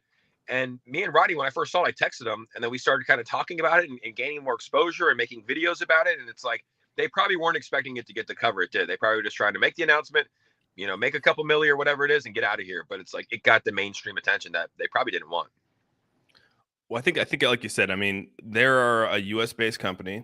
They're out of the US here. They all live here in the United States. Like there should be some account. Like now we're in the ball game. Like, you know, like someone should be knocking on their door asking to recover these funds. Like I know that there's no regulation in this space, but like someone out there, I don't care who you are, there has to be some kind of foot put down on this kind of shit. You know what I mean? Like we just know like it's not right.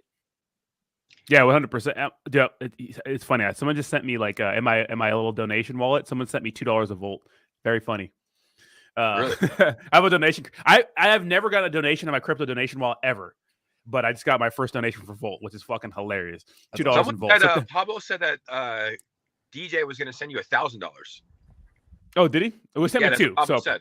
Yeah, he said DJ, because remember, dude, DJ showed his wallet. He's like 2 million or something. He said he's going to send you $1,000. That's what Pablo said the other day. Let's go, DJ. What the hell? But yeah, I mean, it's sad, you know. And people say like they got scammed and those sorts of things, but there's no incentive for a scammer to scam them because there's no listing fee on Coinbase, you know. So unless it's just someone fooling them or just fucking with them, what's the incentive, you know, except for the team to make a bunch of money on taxes, you know. Yeah, I mean, and to dump at the top. you probably, I mean, I'm sure there's developers that get scammed, but it's like, I mean, look, I just don't believe that shit, man. Like if I was running this company, I would verify, double check, triple check all these things before I make that announcement, you know? And then if I did get scammed and Zach Segal said it, I would have probably been like, oh shit, we got scammed and made an announcement, not ran it all the way up till 12/9. So I just, it's hard for me to believe any excuses, you know? It's like I feel like we have a good idea of what they did. Yeah, 100%. I mean, we just can't do it. Like like people, as soon as that came in, this should at least help push things to when this happens. Because like Jay already said, I mean, this is going to happen again. Like there's going to be people out there, they're going to push this again. Someone's going to announce it. And I hope when that happens, everyone's like, yep, these guys are full of shit. You know what I mean? Like, I hope that happens. I hope that we all come together and say, this is, I don't know, he's playing musical chairs. I hope that they come together and do it. You know what I mean? How do you change screens, Rodney? I don't know how to do that. You just click on you don't know how to do that? You click on them and you move them. You whoop, see? But you have to be the one that's hosting the space. Look at that. It's a little bit of alpha for you. Nice, dude. I didn't know. I've always been top left. I'm gonna start putting myself like somewhere else. Jason. You're right. So have you guys talked about this yet? I slept in. I told Rodney, but I like to sleep in on Saturdays. People were sending me DMs that they never paid their NASCAR driver. Have you guys seen that? No fucking way, bro. No, I haven't. It's all over. Oh, bro. Yeah. Let me Google that. No fucking way, bro. Imagine being a NASCAR driver with some fucking shit coin on your car and they don't even pay you. You take that shit up front, no? I didn't look into it because it's like I was tired after the stream last night. But yeah, type in Lillian Finance. There's like apparently they're getting sued from the NASCAR driver. Like I said, speculation for now, but this was sent to me by like probably 7 or 8 people last night. That's so crazy. Well, that's on like the NASCAR driver, not NASCAR driver too. Like, why are people like that? I will never, if someone hits me up and they're like, hey man, like I learned this in business, right? You just never start working without payment, especially in today's day and age. Like, you know, maybe 10 years ago, you could probably do that because people were maybe more ethical. I don't know. But there's no way, like you wouldn't go like make a bunch of content for a project that they never paid you, right? You would be like, no, you need to pay me and then I'll make the content for you, right? Yeah. Same thing with like I paid a crypto tax guy this year to do my taxes and he just fucking fumbled the bag, didn't do anything, and I paid him ahead of time, right? Same thing with video. Like when I do video, when I get like video work, if I pay him ahead of time, the work usually comes out much shittier and really less work than if I pay them afterwards for their work. Yeah. Yeah, it's the same with an attorney, right? A lawyer, you go get a lawyer and you pay them up front and then they drag their feet until the day of whatever it was, you know, and you know. He got me wrecked, bro. He did like, because I had to file a late extension, which is fine, but he didn't even tell me to pay, you know, my estimated amount. So I had to end up paying like another $10,000 late fee because I didn't pay an estimated amount. So he wrecked me double. I had to pay. Yeah, I paid this year. I had to.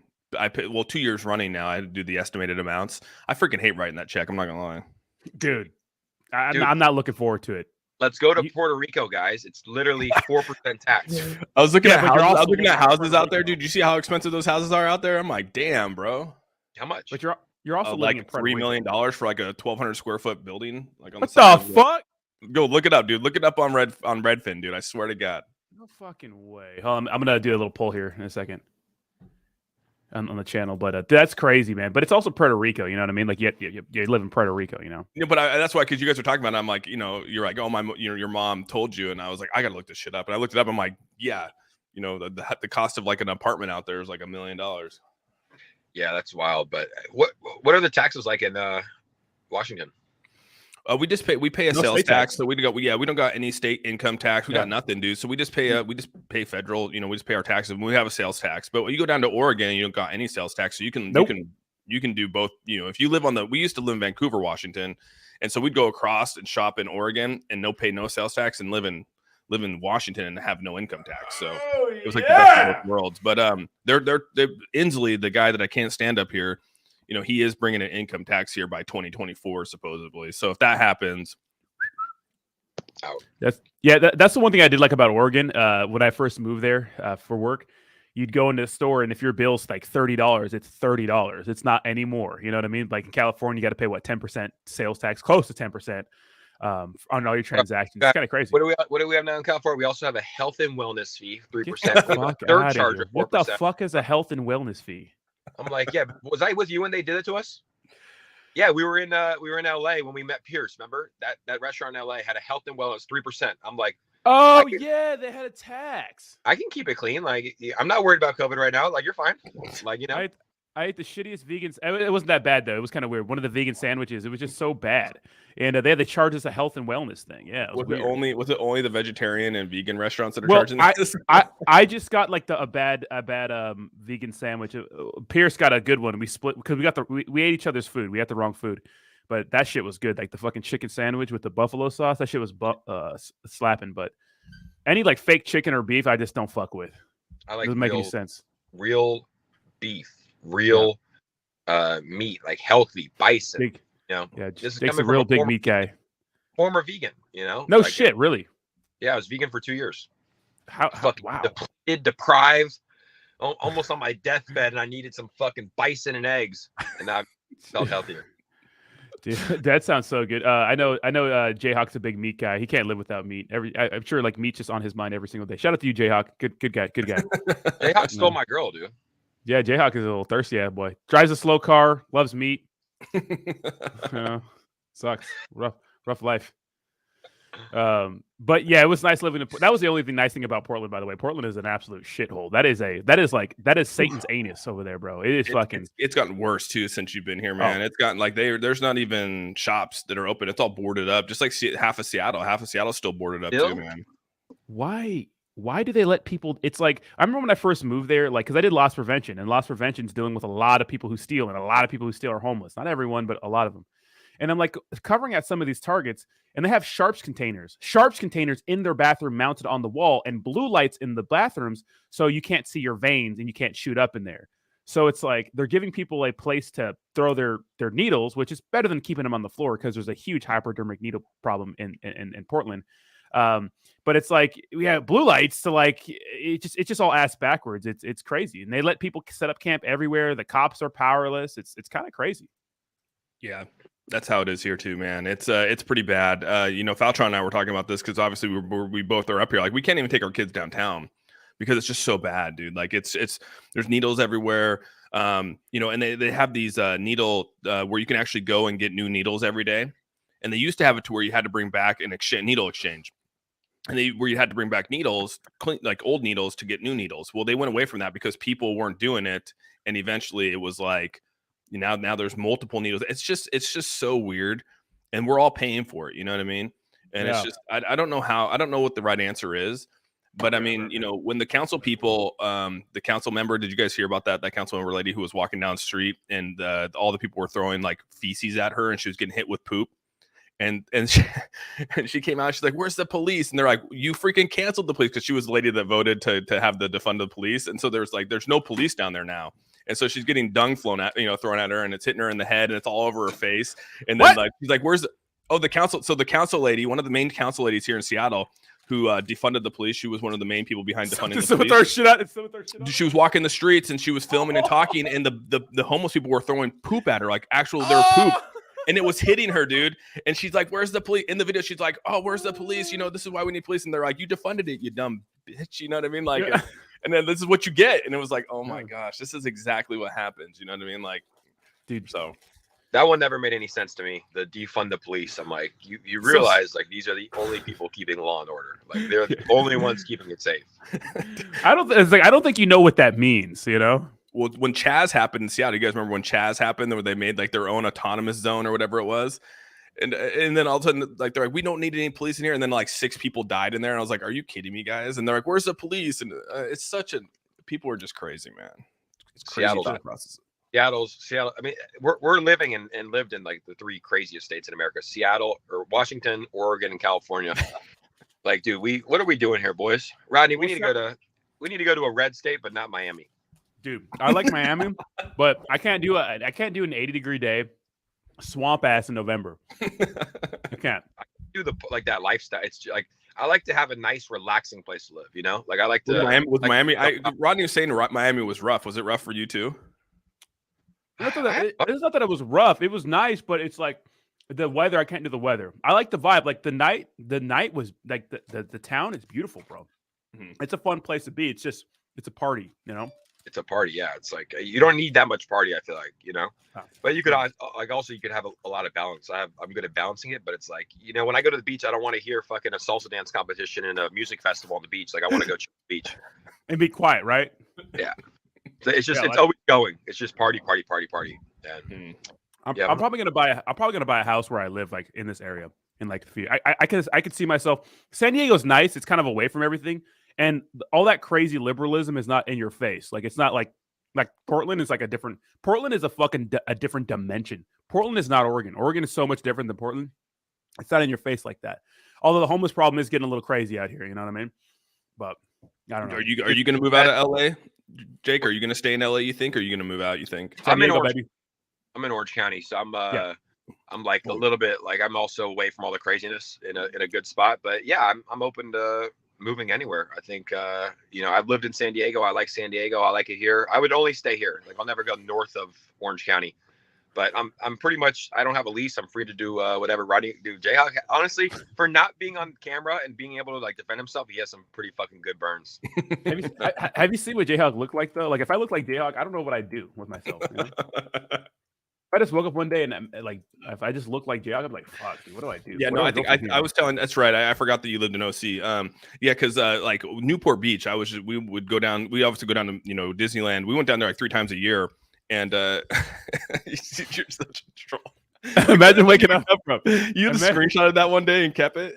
No, it's a Twitter. Imagine waking up and it's like, oh shit, oh. Imagine walking by your mirror, like taking a piss. And you're like, you know, like, oh fuck.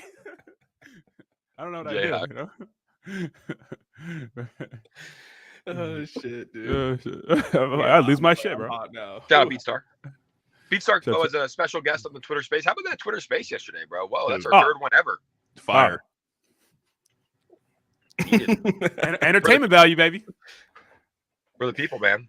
It was. I like this is cool because like, look, we can chat. I love talking with you guys. It's good to shoot the shit, but it's like anyone can come up. You know, anyone can come up and talk and you know, discuss what's going on. That's what's really cool. It's like you have like influencers that make videos, and you have just anybody can come up and give their opinion. Like it was really cool to hear that. Yeah, you had like 400 and I think you topped out at like almost 450 people in the room at one time at that one given time. And I was like, damn, dude, like that. Or maybe it was 475. I can't remember because it got pretty high there for a minute. So close to 500. Yeah, I think 480, 485. Yeah, somewhere up there. That was a lot of people, dude. Yeah. I mean, it was a good topic. I think there was good discussions to be had. And it was crazy how much everyone was aligned. You know what I mean? Like we were all aligned. Rodney's unreal. Is that Jayhawk or Waka Flocka Flame? Bow, bow, bow, bow, bow, Flocka. Sorry. That's a good song, Wait, no hands. But yeah, dude, that was a good space. It was good to see like people be able to come on and like all the different influencers and kind of speak about it. You know, we had Hobbs in there, we had you know, Ozim in there, we had how many besides influencers, that's about it, right? Actually, to think about it. I think that's about it, right? I reached out to Ryan last night, just let him know, like, you know, I'm here. We're here for him. You know what I mean? Like I know it sounds crazy. Some people are pissed off, but I'm like, you know, you only know what you know, and you're excited about it, and you know all that stuff, and it is unfortunate, but yeah. Well, like I texted him too. I was like, hey, keep your head up. It's not your fault. He didn't make up the listing and say we're getting listed on Lilly, but he did like. Well, that just shows his passion for the project, but that shows his belief in Brad. Where's he at? He gone. He did defend it. He did defend it a lot. You know, like he even called out Faltron. He's like, Faltron, you're a bad. You know, you said stuff about Saitama. Oh, he did say some shit. He said, did he say he's going to donate 15, 20 ETH or something to like a charity? I don't know. So he did go like to the extreme to defend it, but at the same time, it's like, dude, he was being fed this information. It could happen to anybody, right? Like I partnered with Volt. If Volt says, Jake, we're getting listed on Binance tomorrow. Personally, I probably wouldn't make it. Damn, dude, you're going hard. Jayhawk, dude. I wouldn't make a video about it, you know? It's like, dude, influencers, like, you have to, I don't know, we're in a weird situation. It's like, you have to be responsible for the content you put out, and you also have to second guess everything, right? You can't just take what a developer says at face value because you like them. So it's not his fault, but I think as influencers, like, we do need to do a little bit of a better job of making sure information's factual before presenting it to our audience. Yeah. I agree, man. I just don't think we should be. I don't think it's up to us influencers to decide if we should make those announcements, or you know what I mean, or even I don't know. I've taken the step back as to like how or why or what. Like I haven't even made any dedicated content video for a MetaMonkey AI. Like Really? I have a single video for it. Like, and people were like, why haven't you made a video for it? Why haven't you made it? And I'm like, there's just no need for it. You know what I mean? Like we talk about it in spaces, we talk about it on live streams. Like I'm not going to make a dedicated video for me to regurgitate what I just said on a live stream. And, you know, and that's just, I don't know, man. I don't like the dedicated videos. I know some of you guys probably do for content. I'm sort of away from those now. You know what I mean? Yeah. Yeah. I know Rodney still makes dedicated. Do you make dedicated? You don't make them very often, do you, Jake? I got back into it. Yeah, I make like a lot of dedicated videos for like specific projects. But Yeah, mostly, I do too. not as many dedicated videos though. Live streams more. Yeah, yeah. Well, yeah, I like those because those get the views. Those are the ones that get the views and they keep the interaction engagement going. So, you know, the hard part is like if you talk about something a lot and something like bad happens, you have to address it. It's like you got to address the bad. You know, that's the only awkward part about like building a community around something because like it's tough when they do something wrong and you're like, fuck, I got to address it now. You know, that's the hard part about making those dedicated videos. You know. Oh, I guess you are dropping more videos. So you have come back around. I mean, where the hell have I been watching them? It's like, you know, I watch a lot of videos. I've been sending it on videos. Yeah, you do. You do. I was taking a break though. Like when I was in Europe, I don't think I really did any YouTube at all. I think I did like some videos here or there, just tweets. And then when I got back, you know, started streaming every morning. And streaming in the morning is like I actually started streaming in the morning because I saw your guys's. I was in Israel one day and I was watching both your guys' stream. I'm like, oh shit, like it's morning for them.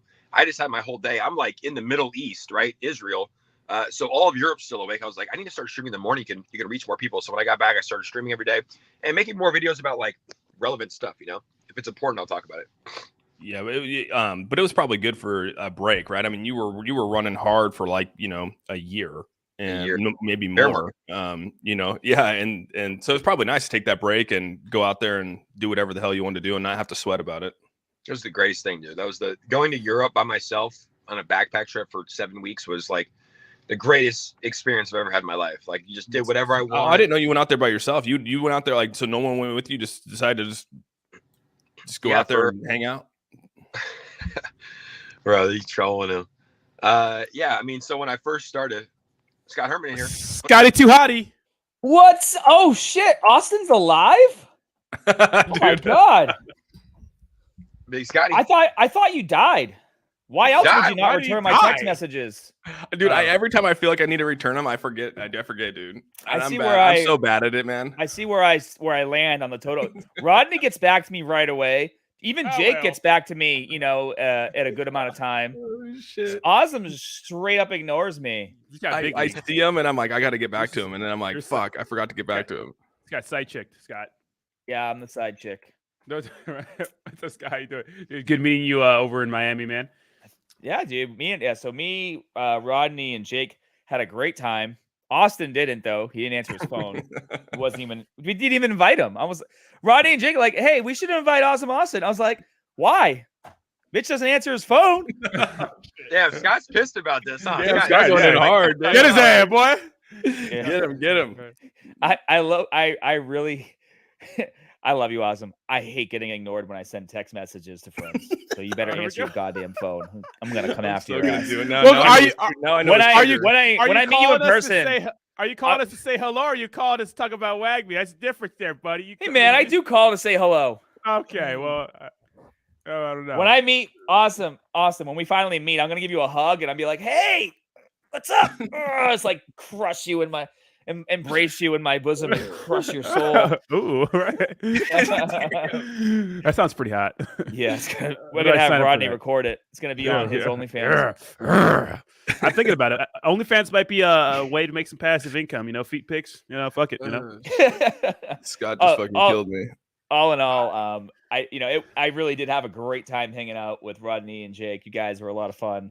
We had a lot of fun out there. Dinner was great. We went to with STK.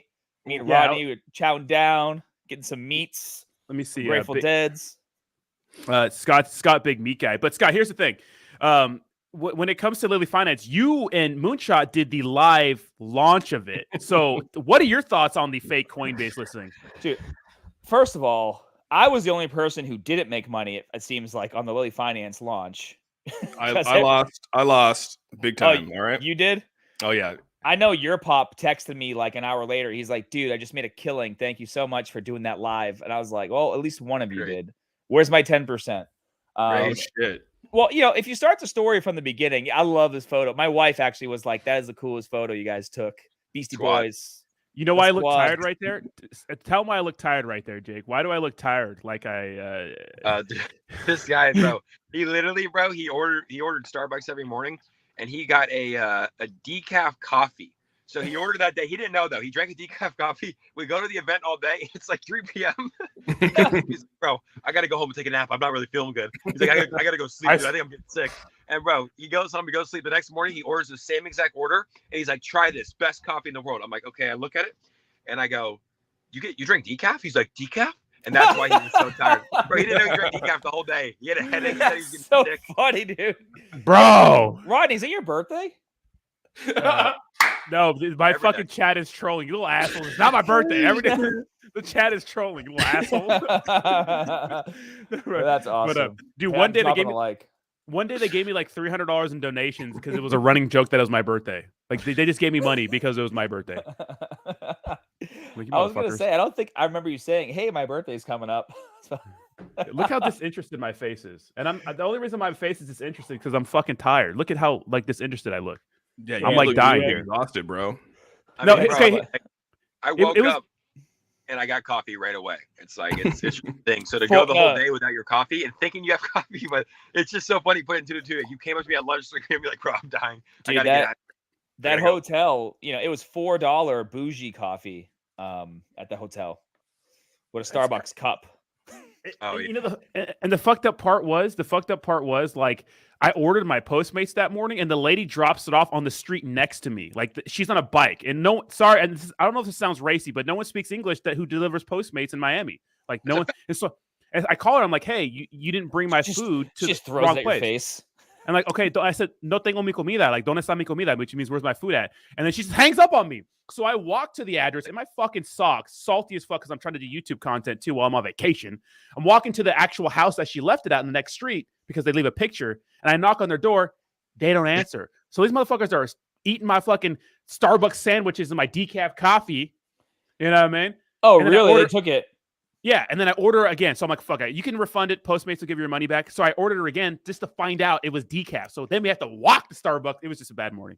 She probably took the photo and then took your food and ate it after she took the photo. Maybe Dude, that's some how of- do that. Some of those things are dirty, dude. Some of those like TikToks where it shows people like taking food out of the original one and then stapling it back. I'm like, dude, I can't do this. Oh, shit. really? Have you seen those TikToks, dude? It's Yeah. disturbing. It made me go, I will never get Uber Eats or Postmates. Do you I mind? ordered, but I would never. I don't use that Chinese spyware app. I can't use that app. My favorite videos are the people who set up cameras to see who's stealing their deliveries, like their Oh, UPS. yeah. So this guy for Halloween, this was perfect. So the Squid Games, the dudes with like the PlayStation masks, right? Yeah. So he had his whole yard as Squid Games, and 2 of the mannequins were real people, and they put like TVs and like Amazon boxes out front. People were like literally stopping, getting out of their cars and trying to take the shit. As soon as they would take the stuff, they would come to life and chase them. So cool. Yeah, but I don't know if I'd be able to do that because I would want to beat their. I hate getting things stolen from me. Like, I don't. Nothing makes me feel more violated than someone stealing my stuff from me or off my doorstep. Like that, just the inner Hulk comes out. Yeah. Don't steal. Let me say thank you so much, Psycho Hunt, for becoming a super degenerate for 10 months. I do appreciate you. Damn, 10 months. Oh, God, damn. I can't see these on StreamYard, only on my YouTube. I have YouTube on the other app. And DJ, thank you so much for being a member for 6 months in a row. Let's go, baby. And Jayhawk with your ugly ass face, thank you so much for being a member for 6 months. We appreciate you, man. I do appreciate all y'all. And thank you so much for the $10 donation. Sebastian said, Don't effing lie, Rodney. Oh, effing Happy live, Rodney. birthday. Happy birthday. And congrats to Sebastian. Sebastian was a blue belt in jiu-jitsu, just received his purple belt. Oh, so nice, Sebastian dude. making gains. Congratulations, Sebastian. You deserve it, man. That picture on Instagram looks sick. Nice, dude. Congratulations on purple belt. But Yeah, I think let's talk about WAGMI a little bit, right? Let's get in here. Shill it, baby. Shill it. Oh yeah, baby, we got our comic launch. Austin has no idea, so this is actually good. Austin, Yeah, what the hell, Austin? Hear about all of Did this? you see Zach Humphries had a space yesterday? Did you not go attend that? Jeez. Hold on. I didn't know about it. Scott didn't send it to me. Because you don't answer. I thought you died. I thought you were dead. I was like, oh, we lost another one. We got to go to that extreme. What are the greats? What the fuck is this? We should troll Awesome on his next YouTube live. Dude, you're alive? Here's $10. Hey, I'll take it, man. Yeah, yes, exactly. Like, yeah, I'll take What's all better? of that money. Is this better or is this better? I don't know what's better. What's better? I like the left side. All right. So, dude, so first of all, comic launch coming. Rodney, you have a link. I don't know if you shared it with your guys yet. So if you guys want allow list spots to get on the comic mint, like, do not wait on it. Do not sleep on it. The list is already up to like 3,000, and there's only 5,973 comics. Like, there's so much excitement and buzz. And GameStop hasn't even promoted it yet, and they're going to be doing some tweets for us relatively soon because the comic mint is on the 19th. But it's about to get really crazy. And what's so good about the comic is it tells the story, right? So the first comic is called The Betrayal, and it's going to tell the story of like it's a treaty between the aliens and the humans, and then how one of the humans betrayed them, and then that starts the war, and that's why the game is Alien versus Human inside. So Nephi Wars. Nephi stands for nickel iron. It's the core element of the Earth, and basically, the aliens came to Earth, and they're like, we're gonna fuck shit up. And then we pushed them back, and they realized like they weren't going to be able to just conquer us. So then a treaty was put in place so they could have an allocation of Nephi to power their spaceships and their civilization and, their weapons and whatnot. And then they just decided like they want all the Nephi. So then, war breaks out, and that's how the WAGMI defense was formed. And that's why the game is aliens versus humans. So cool. Yeah, in the comic it's 36 pages of actual content. Most comics are 12 pages of content and like 4 or 5 pages of advertisements and things like that. So this is almost more like a graphic novel for at least the first comic. So you guys can really kind of get into the story and see all the beautiful artwork. There's going to be some rarities with the comics too. So let's talk about utility. We're going to be the first in the world comic book that's readable in browser on a marketplace on GameStop. So shit. Yeah, so like we're inventing new technology here. So for example, Vivi, right? You have the NFT. You have to go to their platform to be able to read the comic there. For us, if you have your comic on OpenSea, anyone can read it. And that's important because we want anyone to be able to read the story. There's only 5,973 of these, so we need the story to get out there. So anybody who has, can click on OpenSea, or if you want to share, a link to your NFT with a friend to read the comic, anyone can read it. But as far as utility goes, and guys, these comics are only $89. So $89 for one comic. There's 6. That's a lot, right? Is that a lot? That's not a lot? Not really. Okay. Okay. I thought it was kind of right. So can you download? So these are downloadable, right? Or are these in NFT form? Here, I have my link. It's literally, you're going to be able to open the NFT. Like you could just if you like your Genesis NFTs that you have, Austin, if you can just double click it and open it and read the comic. Oh, okay. And are these going to be, are these minted in ETH? Are they ETH minting, or are you minting them with a WAGMI? No. So these, it's going to be a GameStop exclusive. So you just have to connect your wallet to Immutable X, which takes 2 seconds. In fact, I gave Rodney a link that he can share with you guys. It's just a Medium article that we created on how to do it. And of course, my DMs are open. If you're like, hey, Rodney was too busy bleaching his hair, like, can you send me the link? I know you ain't talking, baby cat.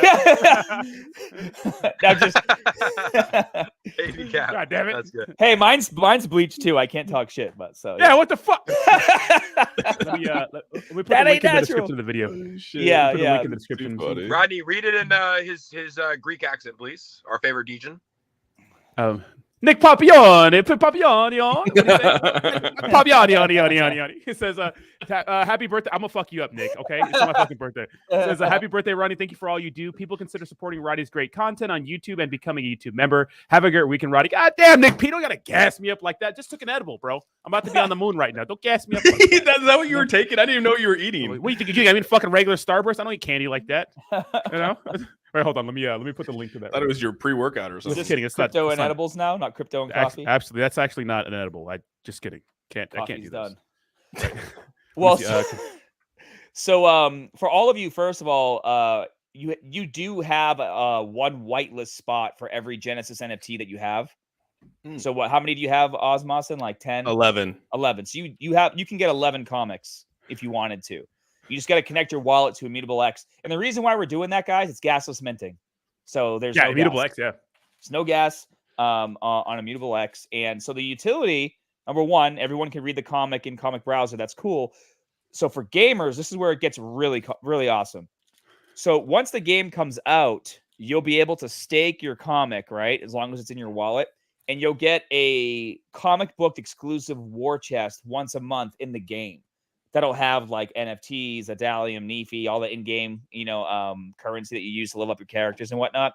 So the game has 4 slots for war chests. You're essentially getting a 5th slot. So just imagine like the hype around this game as it starts to get bigger and bigger. Even if there's 100,000 people playing the game, and a lot of those people are hardcore gamers, and they find out they could have had a 5th slot from having one of these comics. I see the floor price going up relatively quickly, right? Yeah, the floor price for WAGMI has been pretty solid. Dude, Solid. like hovering around 1 to 1.1 ETH. Yeah. Yeah, crazy. Insane, bro. That's like super impressive. Thanks, man. Like I appreciate that, guys. Yeah, I think where did most floor prices go? Like a lot of the tokens or like NFTs is like 0.00005. It's insane. Yeah. You guys are like an ETH. Oh, dude, I think we're in the top, like maybe like 1 to 5% of NFTs that actually maintained a floor price or went up. I fucking hate you, Rush. Of course, you're making more money on your fake birthday than I make on my real birthday. Thank you so much, Rorschach, for the $20 donation. Actual financial advisor of the community says, "Wait, it's Roddy's birthday? How did I miss that? Don't look, get too drunk and start. Wait, look, don't get too drunk and start buying a Mononoke. I might buy some Mononoke Inu. It's the best play to earn game right now in space. Who does that sound like? And thank you so much for the 5 months, Mizzy Matt. 9 months, Chris E. 5 months, Javi. God damn it, I love you guys." Nice. All right, but continue. Well, so one more reason that's really cool about the comic, or one more utility, is we're gonna have 10,000 physical copies. So everyone gets a physical copy for free that has the NFT. You just pay the shipping. So wherever you live, it could be like $5 or something. So when you say, "Hey, is $89 a lot for a comic?" Well, maybe for just a comic, it's a lot. And in our world, it's nothing because we see it as like 0.02 ETH. Right? Yeah. So, but you get world's first readable in browser comic. You get a war chest, a comic book exclusive war chest once a month, like forever, as long as the game is in existence. Which in itself will give you NFTs that you could probably resell for more money, right, in a secondary marketplace. And then getting that physical copy too is really cool. And so there's going to be like 5,000 copies with the 2 heroes and 5,000 copies with the 2 villains that get introduced. So even the physical version of the comic, you might not know which one you get, right? Like, oh, I got the heroes, but I wanted the villains. So we're trying to create some excitement there as well. Yeah, depending on the success of the project, it's definitely going to be one of those. Oh my God, here we go. We have another $20 donation with the WAGMI. It says, "Happy birthday, Roddy. Appreciate you calling out these fraudsters. Keep it up." Oh, it's Jim. What's up, Jim? What's up, Jim? With that nice. Let me get. Is that your NFT? Let me get it. Let me have it. Did you see? I revealed a couple days ago that I actually have the Alien Emperor legendary. Well, it's an inside job. Of course you have it. They sent it to you. I paid $3,000 for that. No way. It's an inside job, bro. Dude, I'll show you the DMs on one of my guys. No. Let me see where that wallet, where that NFT came from. Let me see the wallet address for that. This is a player. It's drop. all visible. It's all visible. It's all on the blockchain. I know. I'm fucking with you. Yeah, that's awesome. Well, you bought a ton of them though. You know what I mean? That I should have bought more. Well, so what ended up happening was 3 of my followers on Twitter hit me up. They're like, "I got a legendary." I was like, "Fuck you," because I just minted like 30. I didn't get any of them.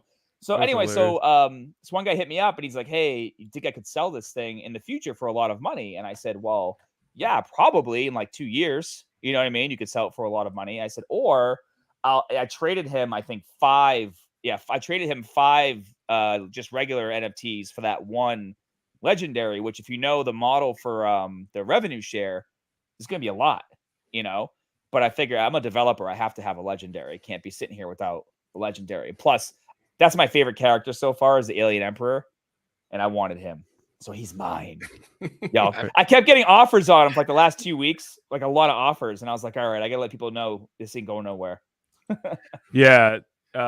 Jake, are you charging your car? No, I'm getting coffee, but I'm actually about to jump. I'm going to go work out. Okay. But good stream today. Rodney, are Yeah. we doing another Twitter space? I think we need to do another Twitter space, man. You should. Tonight? I think we should do one in the evening tonight. Yeah. You I got can't, some dude. plans after this. MMA is on tonight, dude. We can't. No, we're Not gonna go on exact what time? What exact same time? What time? I'll call you after because I'm gonna be driving up to LA. But good to see Okay. you, boys. Scott. Yeah, drive safe, Jake. What's that? I said drive safe, dude.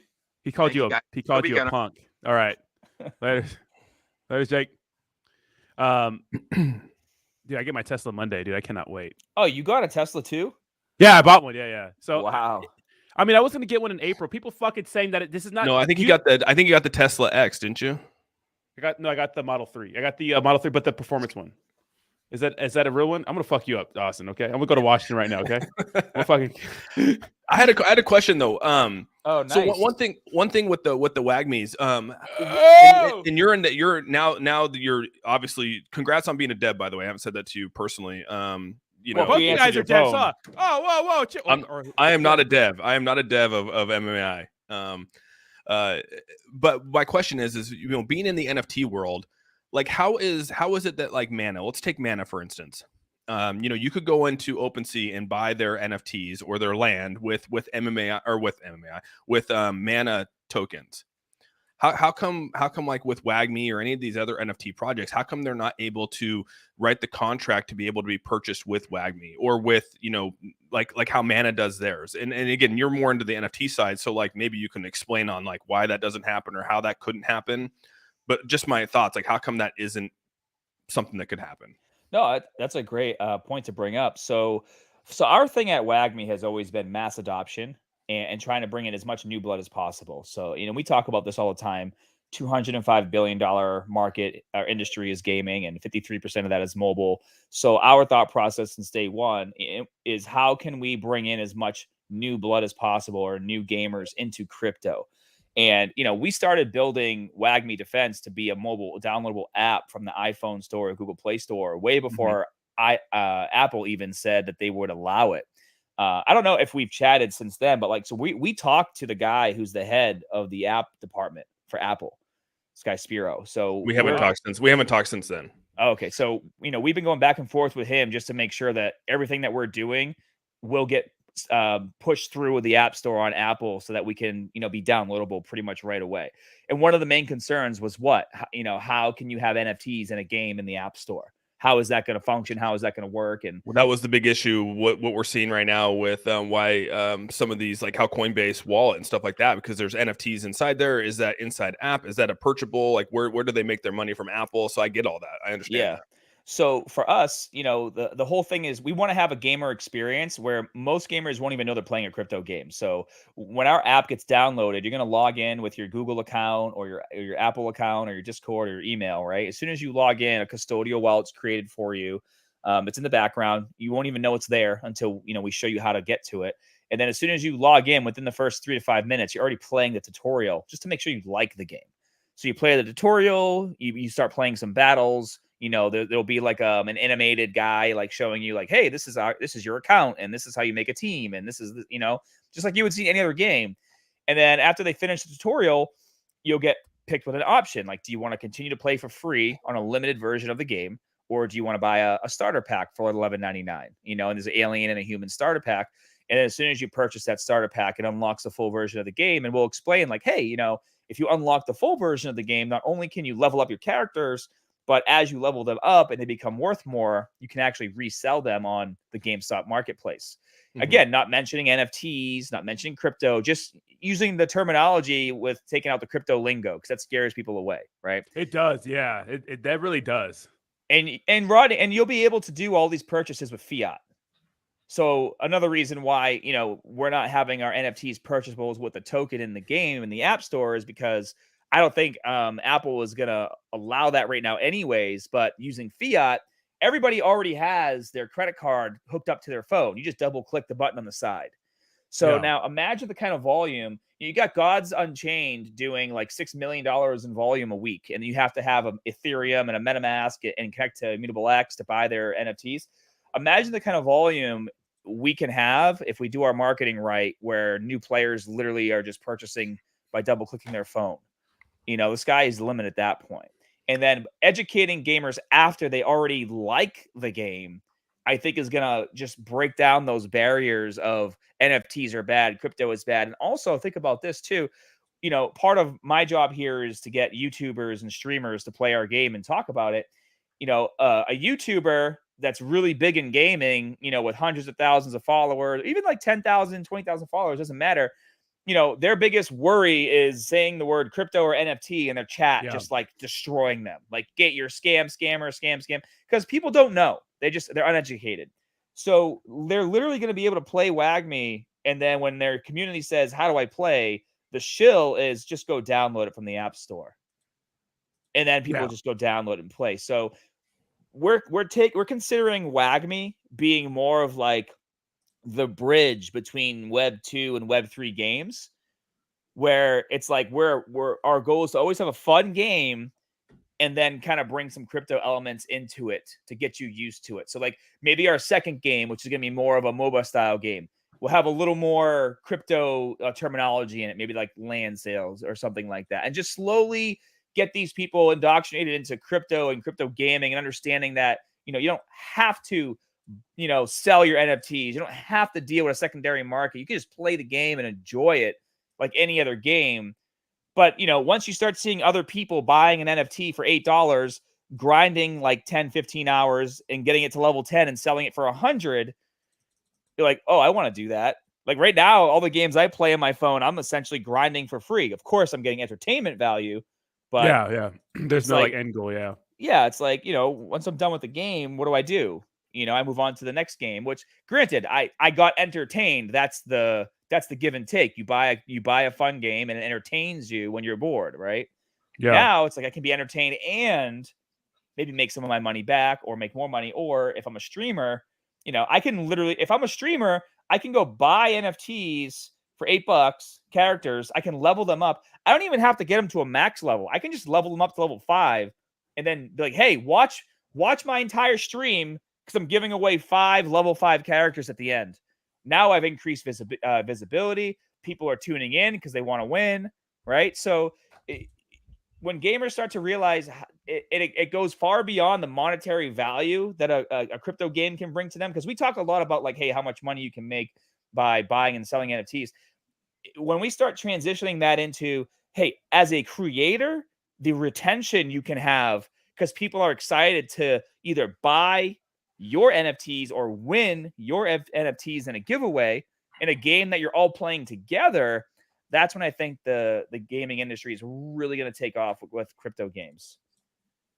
Yeah, it's an interesting industry, and to me, to see like something like Axie Infinity like reach the top and do what it did, and the big reason for that was too because it was appealing in a lot of third world countries too. I know like the Philippines was like on it when it came to Axie Infinity, and mostly because of the money they earned and the money they made off of, I think it was called SLP, right? You would get for playing that game. So how do you guys feel about markets like that? How do you feel about appealing to those sorts of markets for like a play to earn aspect?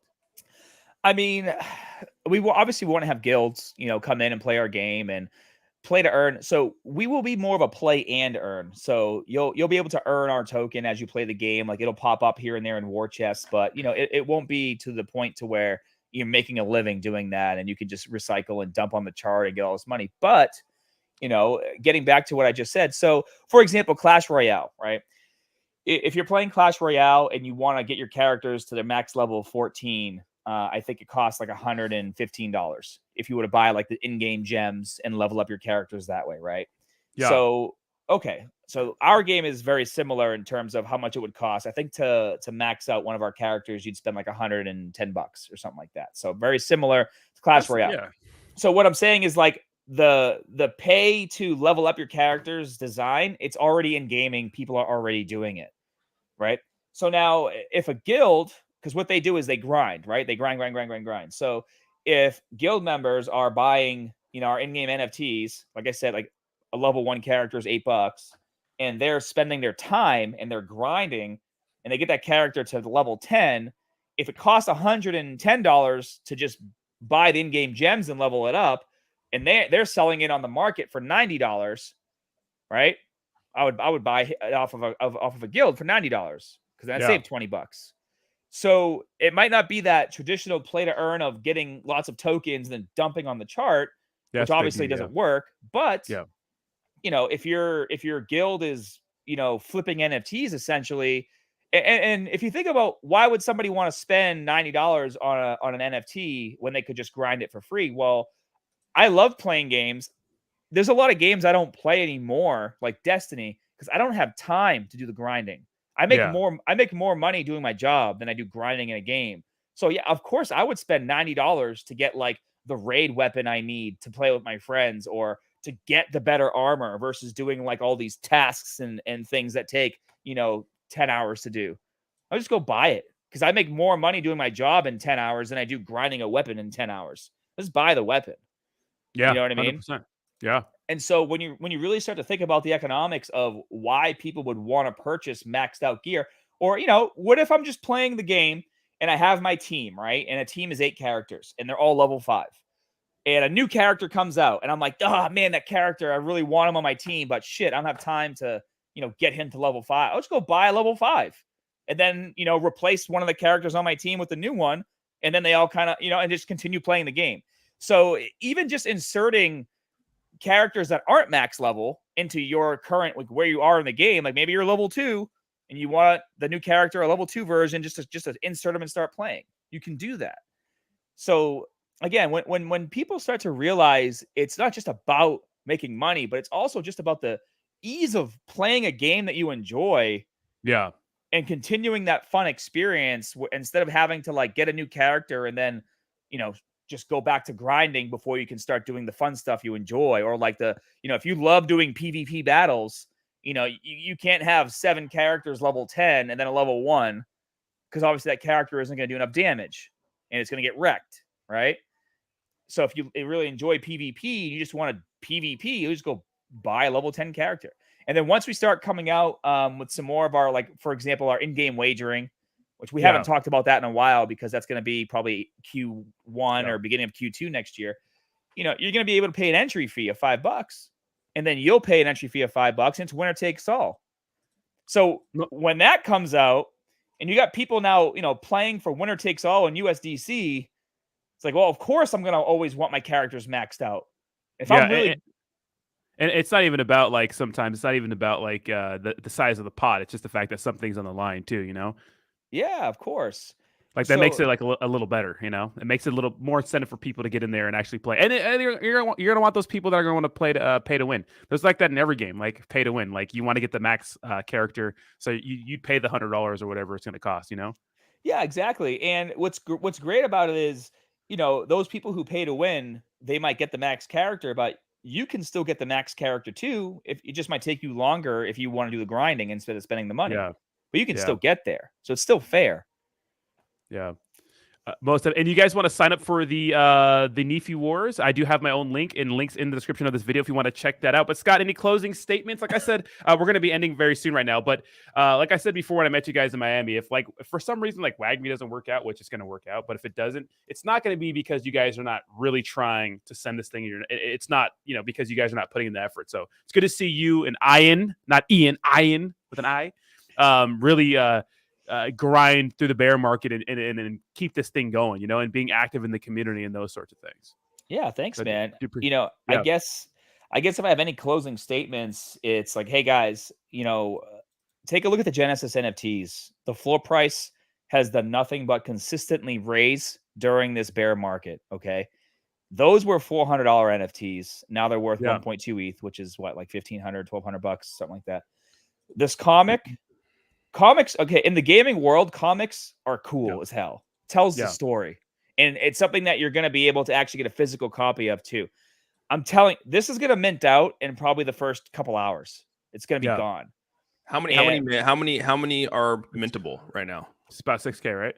Yeah, 5,973. And they're all different they're all different, or is there going to be some that are the same, or like how is that? The story inside is all the same. There's 6 different covers. Okay. So there's going to be like a legendary, there's going to be super rare, uncommon, common, right? Just to make it fun. There's going to be different covers. And so also too, one thing that's going to be fun with the war chest in the game, if you have like a legendary comic, you know, your percentage of maybe like the goodies that you get that are better in the war chest will be higher versus someone who has a common comic. So now you're also creating you know, some demand for the rarer comics, not just because there's less of that specific cover, because the covers are going to be different, Austin. But now in game, like everything relates to the game. Now in the game, it's like, oh man, my chances of getting an NFT in every single one of these war chests is now 5% versus 1% if I had a common. And so the comic allows you to get stuff inside the game as well, right? So not only do you have your our Genesis NFTs that are going to give us some things inside the game, it's also this comic plays back into that as well. Is that am I understanding that correctly? Okay. Yeah. So for the Genesis NFTs, remember you're going to get a special edition gold armor human emperor and alien emperor in the game to play as. So there's only going to be 3,022 of those, because that's how many NFTs there are. So, you know, a year from now, if you're playing somebody and a gold emperor drops on the map, you're like, oh shit, that guy's an OG. You know, there's not a lot of those. How do I get that? And then also the revenue share, which is a huge model for the Genesis collection. But when it came time for the comic, we're like, okay, how can we make this comic bullish for the game? And that bullishness is the monthly war chest. So what happens with comic number 2? Well, maybe comic number 2, the utility is there's specific skins for the characters that you can only get if you have the comic, right? So there's so many ways that you can take something that has, you know, nothing to do with gameplay, but relate it to the game just by getting creative. And that's what's so cool about gaming is you can just get so creative with your utilities as long as you do it right. And so I'm telling you guys, like, this is going to mint out so fast, and I guarantee, and with the game dropping, as you know, by the end of Q4, this floor price is going to go up because we're going to get a lot of visibility. You know, as soon as we drop the game, GameStop is going to market us to their 6 million power players. GameStop, the comic is a GameStop exclusive. Like, read between the lines, okay? So are we gonna have to? So with any of these games, is there a reason to hold like obviously NFTs are big into this game. Where does the WAGMI token play into this gameplay, or are we gonna be able to like get rewards back into WAGMI, or like where does that all line up? Yeah, so the WAGMI token has utility within the game, and there's a few different things that we're doing. One of the simplest things, obviously, being governance, right? So as we roll out different features, hit him with the DAO, baby. Hit him with the DAO.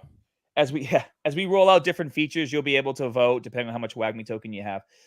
One of the coolest things that we're doing is we're going to have a third race of characters. We'll probably be dropping these end of Q1, beginning of Q2, called the Nephilim. And the only way to create those characters is to take a human NFT and an alien NFT and then merge them together. And the WAGMI token is going to be the serum. So you're going to have to spend WAGMI token in order to merge these characters together. We're going to do fun things like there'll be a certain boutique section in the NFT shop that's only accessible to you if you have a certain amount of WAGMI token in your wallet to be able to go in there. Eventually, with the in-game wagering, you'll be able to wager WAGMI token. Not right away. It's going to be USDC to start, but eventually you'll be able to wager the WAGMI token as well. Yeah. And then there's also going to be some staking. So, for example, you can get more Adalium in-game. So Adalium is basically the in-game currency. It's not blockchain. It's just the in-game currency that you use to purchase Nefi and purchase different things in the game. You'll get more of that basically on a monthly basis if you have some WAGMI tokens staked. So the goal is we want to introduce, you know, tokens. Like, you don't have to. I don't want to cut you off here, guys, but I gotta get going. I gotta dip out here soon. Yeah. Sorry, I know you're getting into there's lots of utility. Yeah. But yeah, ton of utility, guys. And you have my link in the description down below. Go take a dump.